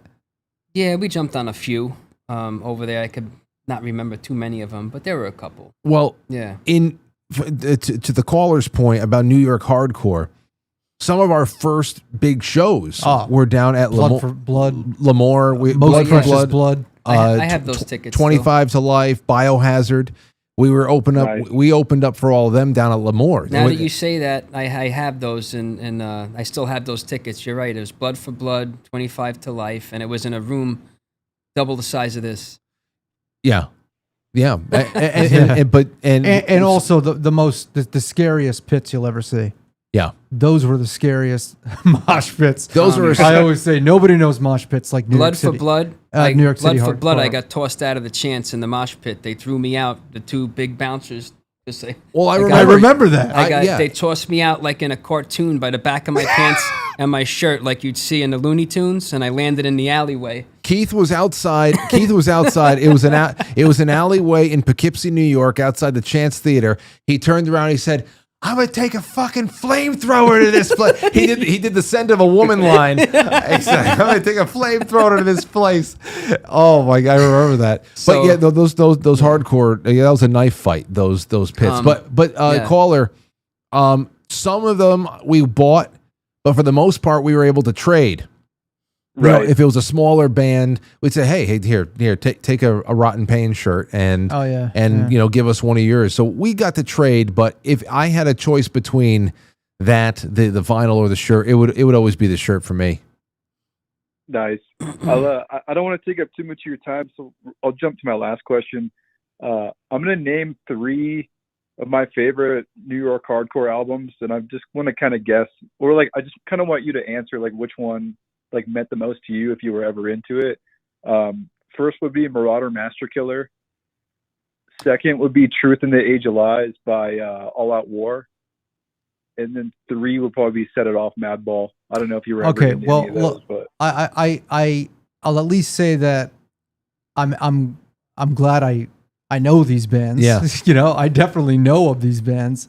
But we played with a lot of we crossed pollinated with that scene probably at the tail end of the glory days of whatever New York hardcore was, to be honest, because probably after I'm sure like after the early 2000s New York hardcore was started to fizzle out. I tried to get us on a Madball show up at the Empress Ballroom in Danbury. I missed with Madball a couple of times up there because all 3 of those, no, not Marauder. Marauder they definitely passed through like Upper Westchester, Putnam, into Poughkeepsie and stuff. And Drew ended up joining them. You remember Drew from Unbalanced? I think so. Yeah. Well, the bassist Drew Smurden. Yeah. I think that he joined Marauder after a while. Hey, caller, do you know about that lineup change? The bassist Drew. I know that Marauder, the vocalist that's on there now, is not the OG one. It's not the vocalist. It'd be the bassist. Yeah. Okay. Yeah, they probably changed up. So I don't know. I never. So to your main question, I never owned any of those bands' albums, but we heard them a lot. We knew of them, and whenever they were coming into town in one venue or another, we played with them. We always tried to get on. We did, and sometimes it was a little bit of a clash because we were more of a metal band. Yeah, and you know how hardcore kids don't like metal kids, really. And vice versa. It's weird. Is he familiar with Sub-Zero? Yeah, absolutely. So and like to your point too, like I think that's what made those 90s and 2000s shows so awesome was those mixed bills, like seeing 2 metal bands and 2 hardcore bands share the stage, or 3 metal bands and 1 hardcore band. And I think that creativity is definitely coming back. Like those mixed bills, like I love they're doing that again. I like the style because the styles are very distinct in their way. Like if you get a Biohazard or a Suicidal Tendencies or something like that, and then you take a Pantera or whatever, and you can tell the differences between all that stuff. But I think the real, well, Anthony said the hardcore pits were a lot more vicious. But then it's when you're mixing, the problems we really had were with the straight edge kids. They were cocks. The straight edge. Yeah. Some of them, some of like the real like fucking pure blood hard New York. We don't fucking fuck with anything. This is a way of life. Yeah. That was fucking. That's where you had they just had a real. They were out for blood. Yeah. There were some people in those pits that were like, yo, this is just for us. And if you come in here, Right. you know, it's almost like if you come in here, you know, get ready to you're gonna have Prove yourself. Yeah, it's almost like you're getting initiated. Not even like you're. It's like a prison or something. Like you're gonna get fucked up. Right. So, all right. Well, hey, I just want to say, Frank, thanks so much for taking my call. I love the show. I watch it all the time. I'm a huge homebody, so I keep up to date with all the latest stuff. And I've been waiting for a long time to hopefully talk to you about New York hardcore, so I'm glad we had the chance. Absolutely. And, you know, great. we're going to do, we got to do more music-based shows. I mean, you want to talk about culture. You want to talk about all those shows. These are like there's a lot of untold stories that go on here in those dingy old smelly rock clubs. I can Like, for instance, like, which is why I'm glad he brought this stuff up. Lou from Sub-Zero hung out at a small place we used to play, which is closed now, called Popeyes. The place was a straight heavy metal, filthy, nasty, just you know. I mean, just this place was a home for a lot of us at one point. It allowed us to play music and hang out, and it was a home for all of us, misfits, crazy, whatever you want to call it. And Lou from Sub-Zero, I remember, because he would tour and do all these other things, he would hang out there a lot, and he got Agnostic Front and Murphy's Law. And I think Murphy's Law was one of them. I'm not sure about Agnostic Front, but then he had Goat Whore pull up and play one night, and I was bartending, and it was wild, man. That place got destroyed. You know, it's just the kind of things you see, you know, when, you know, because it was a mixed thing, because at one point, you know, he's playing, and then he grabs somebody's guitar and hands me the guitar, and it was just it was an all-out war over there. You know, we had so many good times at that place, but there was people playing in there that you would never see anywhere else, you know, and even power metal bands from Europe showing up in there. And in Popeyes? Yeah. You know, one of my favorite memories, one of my favorite memories, just to give you an idea of what the scene was like back then, like, you know, in the city and even up like more upstate. Well, we played a show. Right. We played a show with what was it? She Wants Revenge. No, what was it? She's a Liar. She Is a Liar. Remember them? I have it. I have it here. I know exactly what you're talking about. So it was outside in a field. Nobody was there. No. But this is a different show. When we played in the city. It was one night we played in the city. And you remember that promoter, that dude? He was like that Puerto Rican dude that had the beard, and he was a death metal promoter. He had, like, you know, the bandana on all the time, and he was just always booking death metal bands and hardcore bands and stuff. So, like, this band, we were on this bill with this band, and they were having problems with their equipment. Like, the guitar kept cutting out. So the singer and the drummer was just there, and all of a sudden the singer just busts into a Gravediggers song.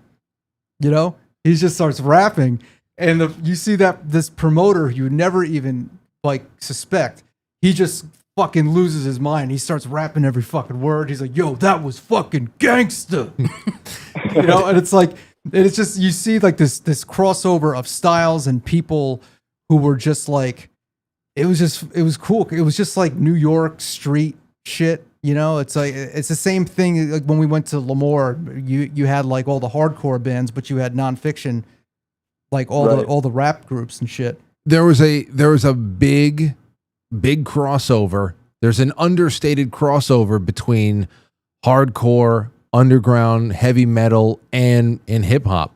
I mean, whether there is collaboration, we never saw too much of that. But at metal shows, you'd be surprised how many dyed-in-the-wool metalheads could go line for line on like hip hop classics. And it's so funny you mentioned that, because like one of the biggest trips that I found out was that if you remember the Bloodhound Gang, all those guys, or most of them, came from punk and hardcore. I believe it. Was so cool to me. I never knew that, but that makes total sense to me. Well, thanks for the call, man. Call in more often. I'll make sure that we have more of this worked into the format. Yeah, dude, this was so fun. You have a good night, man. You too. Thanks, buddy. Good night. Be well. Here's a little bit from Popeyes. I did not know is. Whoops, sorry. I know you have other stuff queued up. Yeah, snippets, if you will. Quite frankly, contributed to the death of 7 million people because of the funding of gain of function. What the hell's going on? I'm sorry. We got to clear your browser history. Hold on. Ready? So here you're going to see a little bit of. No.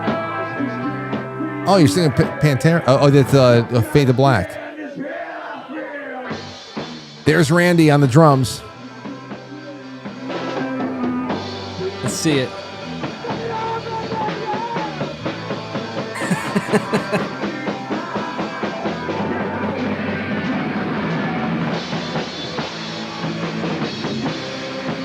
This gets wild. Yeah. This is gonna erupt in a second. He can't be. He's nuts. He doesn't even. What Matt, the fuck? relax. Get ready. Come on, Keith, bring it home.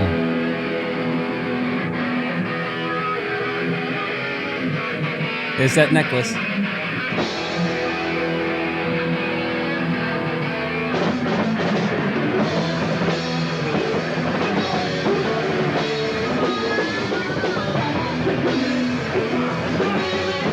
There's people lined up all into the yard in this place.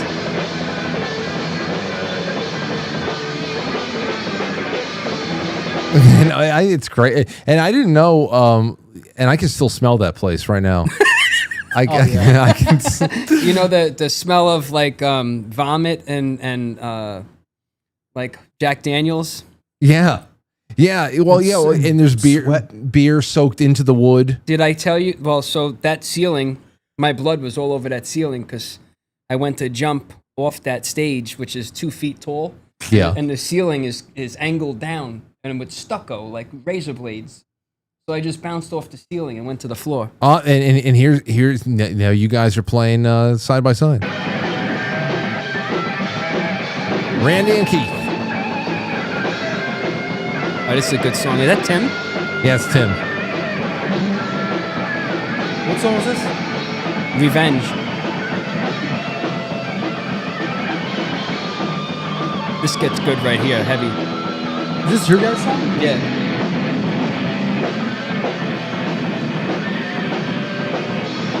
It's got the horse trot. And then we pick up the pace. Ready? Thumbs up now. Harmonies. Look at my brother's face. Yeah. Ready?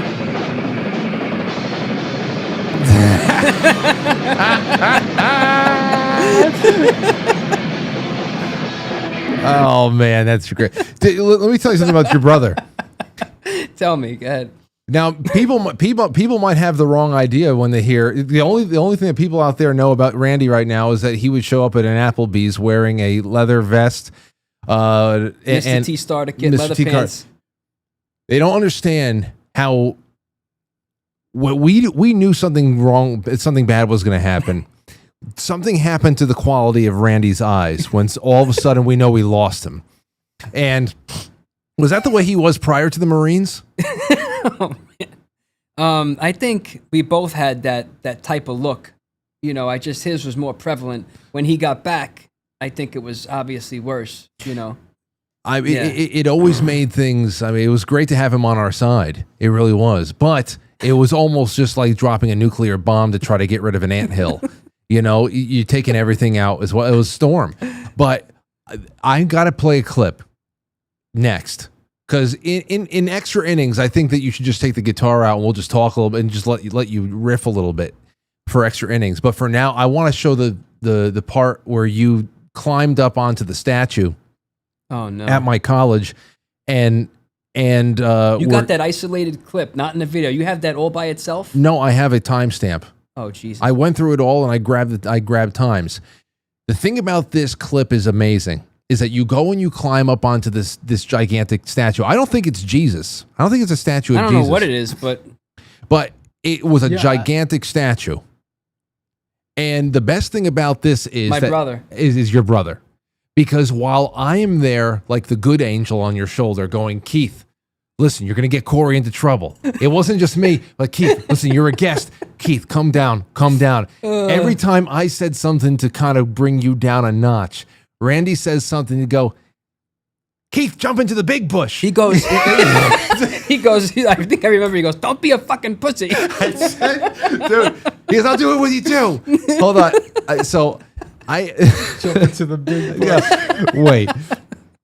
Wait a second. This I is got terrible. Oh my god. I And know. then, but after it, the security chased me for about a half mile until I outran him, and I climbed up the dormitory, side of the dormitory, into a study lounge or something, like Spider-Man.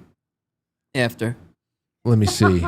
Hold on. I got a video of me boxing Randy as well. Well, yeah, me and Anthony were talking about that earlier when he punched you out of the ring with the giant glove. Yeah. Well, I mean, it was. What did you think was going to happen? It was easy. It's easy to do. These gigantic damn things. I mean, if they were smaller, he'd hurt me a lot harder than he did. But this was just a goofy thing. Let me see here. 1 hour, 19 minutes, 45 seconds. Oh, geez. 1 hour, 19. There's the drunk girl that went up on stage with Anthony. 1 hour, no. 19 minutes. I guess we'll come back to that. Yeah, she was just a drunk college chick that was walking in between the band. Yeah. Okay, so 1945. All right, here we go. Let's see here. Ready?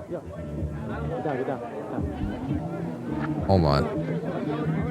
That's definitely it, though. This is it. October 4th. I drive an hour. You have a cell phone? Put the sound up. I gotta. I'm hear trying. Hold on a second. It's all the way up. I don't know what the hell. Yo, you know what this is? Let me get out of here. He's going for his death. Yo, Corey, you know what your fucking car is about to do? Keith, don't do a flip. Just dive into the bush. No, Keith. No. Hey, Keith, dive into the bush. Don't even think about it. Hold on. Don't do it, man. Keith, you don't want a fucking broken neck, dude. Yeah, Keith. No, don't. So there, me. Just for those of you in podcast land, Keith, you don't want a broken neck, dude. Just come down. Oh shit. Whatever. Keith, I'll do it with you if you're gonna do it. And there's Randy again. Keith, I'll do it with you if you're gonna do it. You can see how bad this ends up with us. Don't do it. If not, get down. Keith, you're safe. One. No. Keith. Now Keith is starting to come down. I don't remember any of this. You're probably very drunk. We were all drunk at this point. So you're starting to come down. It looked like you were about to just hop down. We were like, good. And then it doesn't seem that high but it is. It's at least 7 feet. The platform. But the bushes were scary because I remember it was like a lot of dude, you're jumping into a bush. You don't know if bushes. Yeah. Yeah. Hold on. Here it goes. Keith, go that way. Keith, jump into the big bush. There you go. You were right. Yeah. You Just were keep right. jumping to the big bush. And that's when you're like, yeah, I could do this. Keith, snake down. Keith, don't get hurt, man. Keith, the snake goes in your head. No. You'll get Corey in trouble, dude. I cannot believe this. Right. Everyone's watching. If somebody sees anything or he gets hurt, you get in trouble. So just walk through. Keith, dive to the fucking bush. Keith, now that's what pushed you off. As soon as Randy said, Keith, dive into the fucking bush, you said, I have to do this. You got pumped up. It's like, it's nuts. It's weird twin energy. Here goes. You're up. He's gonna do it. There he goes. Security's chasing me now at the back. I know. I'm gone. You're gone. You're inside a gigantic bush. That's it, man. I'm glad that we have all these things. You know on what's tape. funny is the same day is that a lot happened that day. That boxing ring. I want to see that. Oh, okay. Hold on one second. Yeah, I want to see that because if you have the video without the one that you made the music video with, that was funny. If you have like the clip that wasn't in the video, the full clip, I think that was great. Hold on a second. Let me see. It was 51 minutes. 51:02. All right. Well, these were whatever. Here we go. It is it. Oh shit. Who do you think is going to win, John Cena? I think Randy's gonna win. Of course. I second that. I second Who that. do you think is gonna lose? I think Frank's gonna lose. Why? Bitch. Because he's a bitch. Yep. Thanks, you baby. Oh, this is good. Ooh, I feel Show the kid. When I shit myself, I like to watch it run down my leg.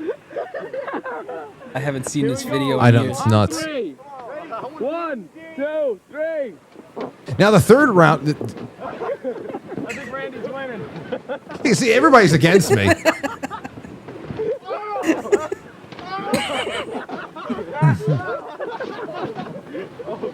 Yeah, I'm coming out the other end.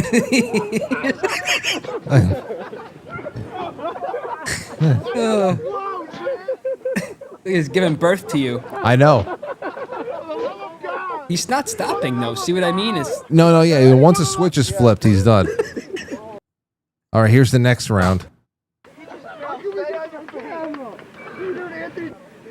Ding, ding, ding. Yeah.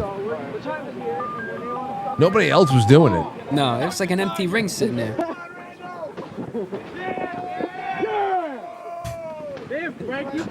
He looks like the Incredible Hulk smash. I know. I'm tripping over my feet. I'm not even. Yo, want to fight people for beer? Who said that? You heard it? I don't know. Fight people for beer? Whole thing is deflating. Randy's old. Look at him. He's a rabid dog. Yeah, he is. It's great. You want to go?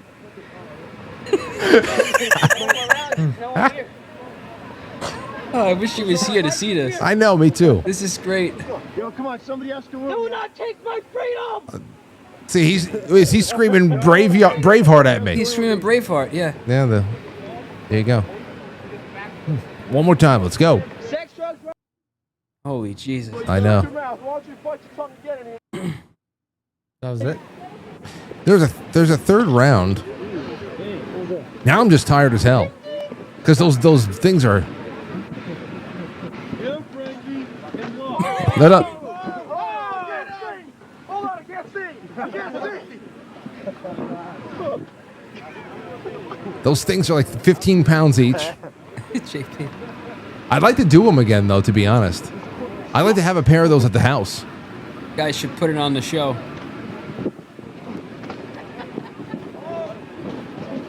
Yeah, I didn't know you guys went at it this long. I thought it was a quick clip. That's what I thought. And that was it, but that's why I got a few in. Yeah. By third round, I had a couple of parries. And I just like, to hell with it, man. I was getting so sweaty. Look, I was doubling up. It was a rainy day that day.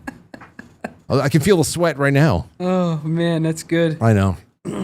Anyway, that was that. There's so much more, and I sent you all these links so you can look through them yourself. Oh, I was just clicking at random, and my God. Wait until you sit back and just watch some of these things. It'll be something else. And if I find anything else that I forgot to send you, then I will. I definitely will. All right, let's go to the super chats real quick, see what people are saying. ST says, I've celebrated a few birthdays at Terra Blues, both for music and because my last name starts with Terra. Also, the Bitter End, Bleecker Street. Bleecker Street rocks, yeah. I love the Bitter End. We played there a couple of times, and it's wonderful. I'd love to be there. I'd love to play again. It's a great neighborhood. Tammy Volts says, please check out Rufus Du Sol. They finished their sold-out North America tour, and their shows are so amazing. I love Rufus. I love Rufus Du Sol. But they finished their sold-out North America tour, and their shows are amazing. Yeah, well, I haven't seen them, and Lauren would love to go see something like that. Tammy Volts, thank you so much. Stowstube says, evening, gents. Great show to kick off the Frankly week just right. Thank you, Frank and guests.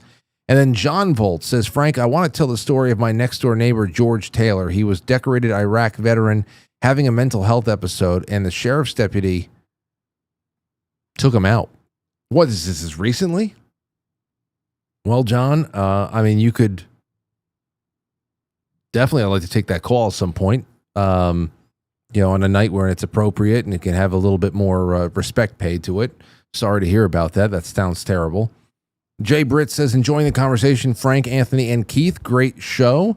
I appreciate you. Then ST says, God bless Keith, Frank, and Anthony. We all get by with a little help from our friends and family. I agree. Damn it. Yeah. Let's see. What else do we have? Over on Rumble, Jay Semo says, great stories from Keith, Anthony, and Frank. Great start to the week. And Dana the Powerful says, great show, guys. Love hearing about the music. There's so much of that out there. Vesper says, do all these memories feel like yesterday or 1,000 years ago? It feels like yesterday, and then you see the footage. I agree. And then you see the footage. And first of all, thank God we digitized all this stuff. You see how bad the VHS was a shaping? Oh, yeah. Yeah, that's from all those years of spending. They spent countless years inside of hot, humid closets. Then I was looking at some of the old videos, and they're all over the place. But you need this little adapter to put in another adapter to put in another adapter to even play anything. I know. And now you have all of this. You could just cue it up. And it's not going to degrade anymore, which is at least it's saved there. So that's good. But a lot of it feels like yesterday. Really it does. Yeah. It does. Vesper says, can Anthony fill in the blanks on his collaboration with O2 Munich? Amazing stuff. Fill in the blanks? What do you mean? I don't know. What's a collaboration with O2 and Munich? What's that? Well, Otto. Oh, okay. Otto is Munich Productions. But I don't get the question. I don't know. I've collaborated with him. Okay. So can I fill in the blanks? Like how the collaboration came to be? Oh, we're just, I mean, we do similar type of content, and we're in a network of similar musicians who do that kind of stuff. We're actually doing another collaboration this week, putting out a video on my channel that's a contest between me and 4 other people doing the same shit. Oh, sweet. Well, I'll blow yeah, up. I just know. I mean, I've known him for a few years. I'll see what he looks like soon, I guess. I've probably seen him. Yeah. Amethyst Cat says, great show, fellas. Thank you. The Sentinel says, great show, Frank. Hold on. Tim just texted me. He said, Frank, I just got your tag on IG way too late. I was actually in Westchester today touching some grass, but was already on my way home when I saw the post. Tell Keith I said, what up? I'll definitely come up to be on the podcast soon. I actually have some time Wednesday or Friday to come up if that works for you. I'll talk to him about that. There you go. I don't know. Well, listen, next time you come up to New York for anything. Get all of us together in this place. Absolutely. Yeah, I talk to Tim every once in a while, but that would be awesome. I would have hoped that this was like a last minute type trip, short trip. But I would love to see him. Yeah, well, I'll make sure that I have more. Hey, Tim. More timestamps. We can watch stuff together. Yeah. We can play in that other room. Yeah. Maybe we can get Kyle out here and actually play some Rotten Pain songs. We could try. That would be really fucking fun. That'd be good. Some of those old songs, I think, with a new little with a little bit of years behind us. We were just talking about earlier how funny would it be to get all of us together to see just no rehearsal, just to see what happens. I'll do it. I'll do it right now. Yeah, I could. I know you could, no doubt. Let's see what else. What else did I want to bring up? I don't know. I guess that's it. That's it. I was looking for stuff on us. I was looking for stuff on all of us. I couldn't. There's nothing on Illusion. Oh, here's a picture from that night. There's Keith taking a shit in his pants. Hey, it was tough work. It was. There's Anthony. But you got to think about it though. It was literally like being on a frying pan in there. Yes. Anthony's got his Zeralza shirt on. So it had already begun. Zeralza had already begun. It begun. Okay. Holy shit. This is a whole other chapter. This is a whole other chapter of our lives. Oh, man. This is Keith and I at Ruff Riders Studios on Nepperhan Avenue. Dude, we didn't talk about Ruff Riders tonight. We didn't even get into that. You just pulled that out of nowhere with G Grizz or Grizz. And we got to hang out with D Dean. D Dean would come in just to hear the guitar stuff and be into it. That's oh my God. You want to talk real quick? We have a couple of minutes. Okay. That was a really interesting time too, because it was so, like, the project didn't end up going anywhere. Bizarre. But we were like really brushing shoulders with a lot of people who both, were in 6 degrees separation with some of the biggest names in the industry, coming off of maybe a few years after their golden time with like DMX and Eve and all that stuff. Yeah. So it was still a functional facility, a beautiful facility, but you also had a lot of like people who were vagrancy. There was people who were semi-connected to the mob that were just in and out of the like you had Carmine Gotti was doing his rap album. Yeah. With a couple of people that I know for a fact had some connections. So it was just weird. It was a weird time. Okay, before we end this show officially and go into extra innings, because we talked about all that stuff before, we were talking about Broccoli Rob Productions and stuff. I don't even maybe Keith was even around for this particular part toward the end of our time signing the contract. Yeah, remember when they had us do? They I remember. So you were there. Yeah, you were there. I was there. They tried to fuck us over. So me, Anthony, Keith, our friend Kyle, we were all at this studio, and like Anthony said, it's a place of a lot of greats. It was wild there. Golden platinum records all over the place. And so we got pulled in for this special little project that they were working on. This guy that had friend Pull over there. They brought in this producer, this guy named Joe, and he had a good resume. Anyway, and he loved to talk about it. Yeah, and we were pulling days. And you guys did a lot more than I did because then they got a replacement drummer and I was out. I couldn't cut it over there, and I was just gone. They got a replacement in there, and then you guys did days more. I think we're talking about recording for like more than 24 hours, 2 days straight. Oh yeah, no, it was bad because like there was but that's just the way it goes over there because they don't time moves really quick in the studio anyway. But in that case, I remember they went to go. They needed something from Sam Ash, right? And they were like, all right, we'll be right back. Need something for Sam Ash. They came back 10 hours later. Well, but to the point I'm trying to make here is that crazy. Everybody was on the books. You're talking about 3 guys in their early to mid 20s at that point and pulling dozens of hours of tracking and all that stuff for this band, this artist, this new artist that wanted to get a band together. And we knew him from our hometown and whatever. And they promised us that we were going to get paid for the hours that we put in, that we should log all the hours at the front desk. We would know who's getting paid for their time. And then at the end of it all, we were just like, hey, listen, with these songs that we've essentially written for you. I left original material there too. Yeah, you did. We all did. In some way, the riffs that the musical arrangements that we brought in, whether they're your riffs or whatever, we all like the 4 of us banded together. We were just like, hey, listen, the music is that we want music credit for this. Everything breaks down between music and lyrics, and they started getting really upset that we were even talking about shit like this, and I remember it. I knew that we were just getting shoot out the door. They took a piece of printer paper, turned it over to the blank side on the back. At 2 a.m. Yeah. Remember? It was like almost ass crack of dawn. They took a piece of printer paper, put it to his blank side, and wrote our names: Keith, Frank, Kyle, Anthony, Very our last specific. Whatever. And then the percentage each of us get. That's right. They were bullshitting us with a percentage. You are 100% right. Here, guys, sign right here. Sign right here, and we signed laughable just to get us out the door. And I knew what was going on. It was just slap in the face, slave labor at Ruff Riders. But it was interesting. But let's also keep in mind that it didn't go anywhere. I know. Like it was never released. Yep.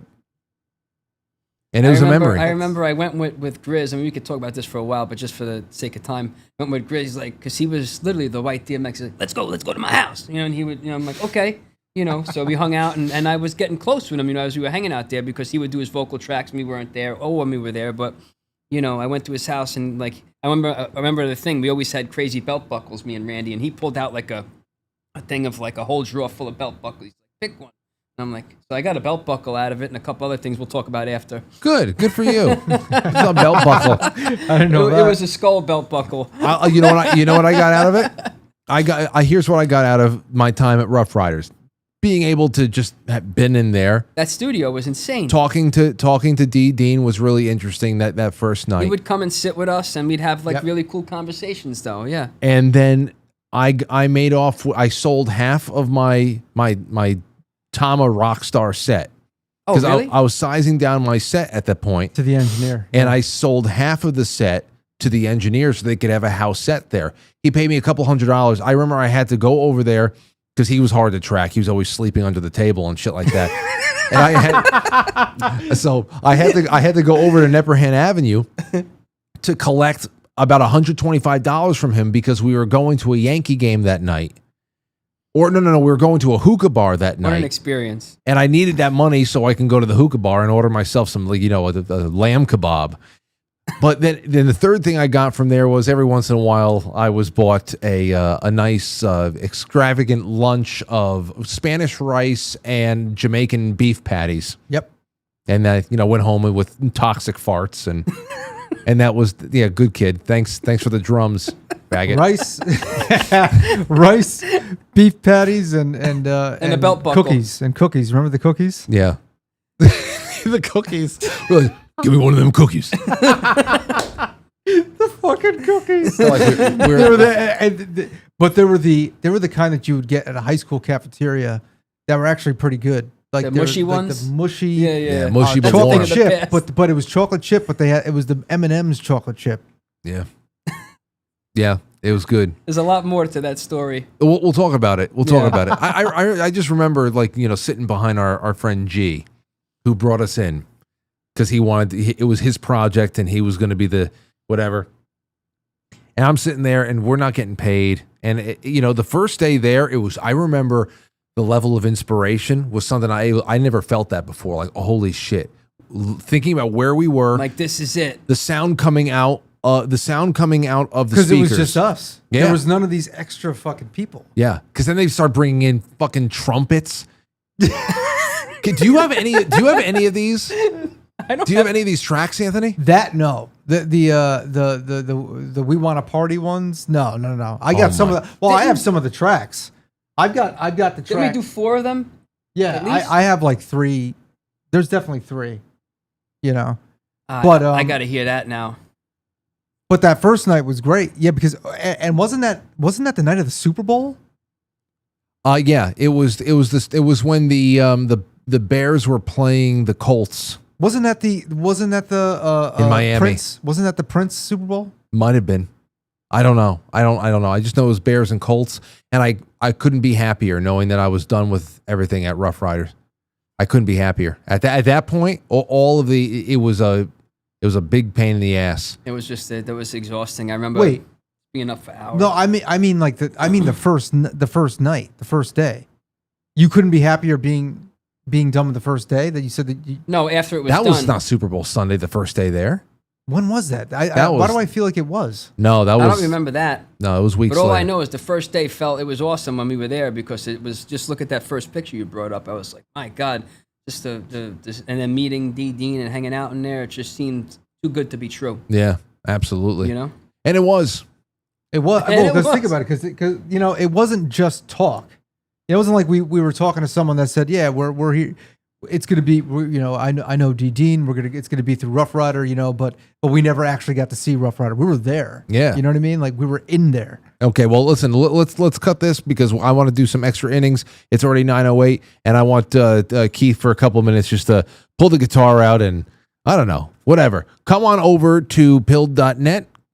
It's also embedded right in the center of quitefrankly.tv, but I'm going to share the Pilled link in just a second. Keith, whenever you are in New York, give me just give me a week ahead of time. Just so you got to warn everybody that I'm coming anyway. Well, yeah, because now you know that Tim will want to be here. Yeah, for sure. We got to fill this place up and then we can have some fun. All right. Well, thanks for coming, man. You got it. There you go. Awesome. Anthony and Keith and myself, thank you guys so much. If you want a little bit more, it is going on over at pilled.net. We're going to be dropping it in the links below. Thank you so much. I'll catch you on the flip side. Goodbye. All right, that's it. Thanks, everybody. Will you shut up? Meow.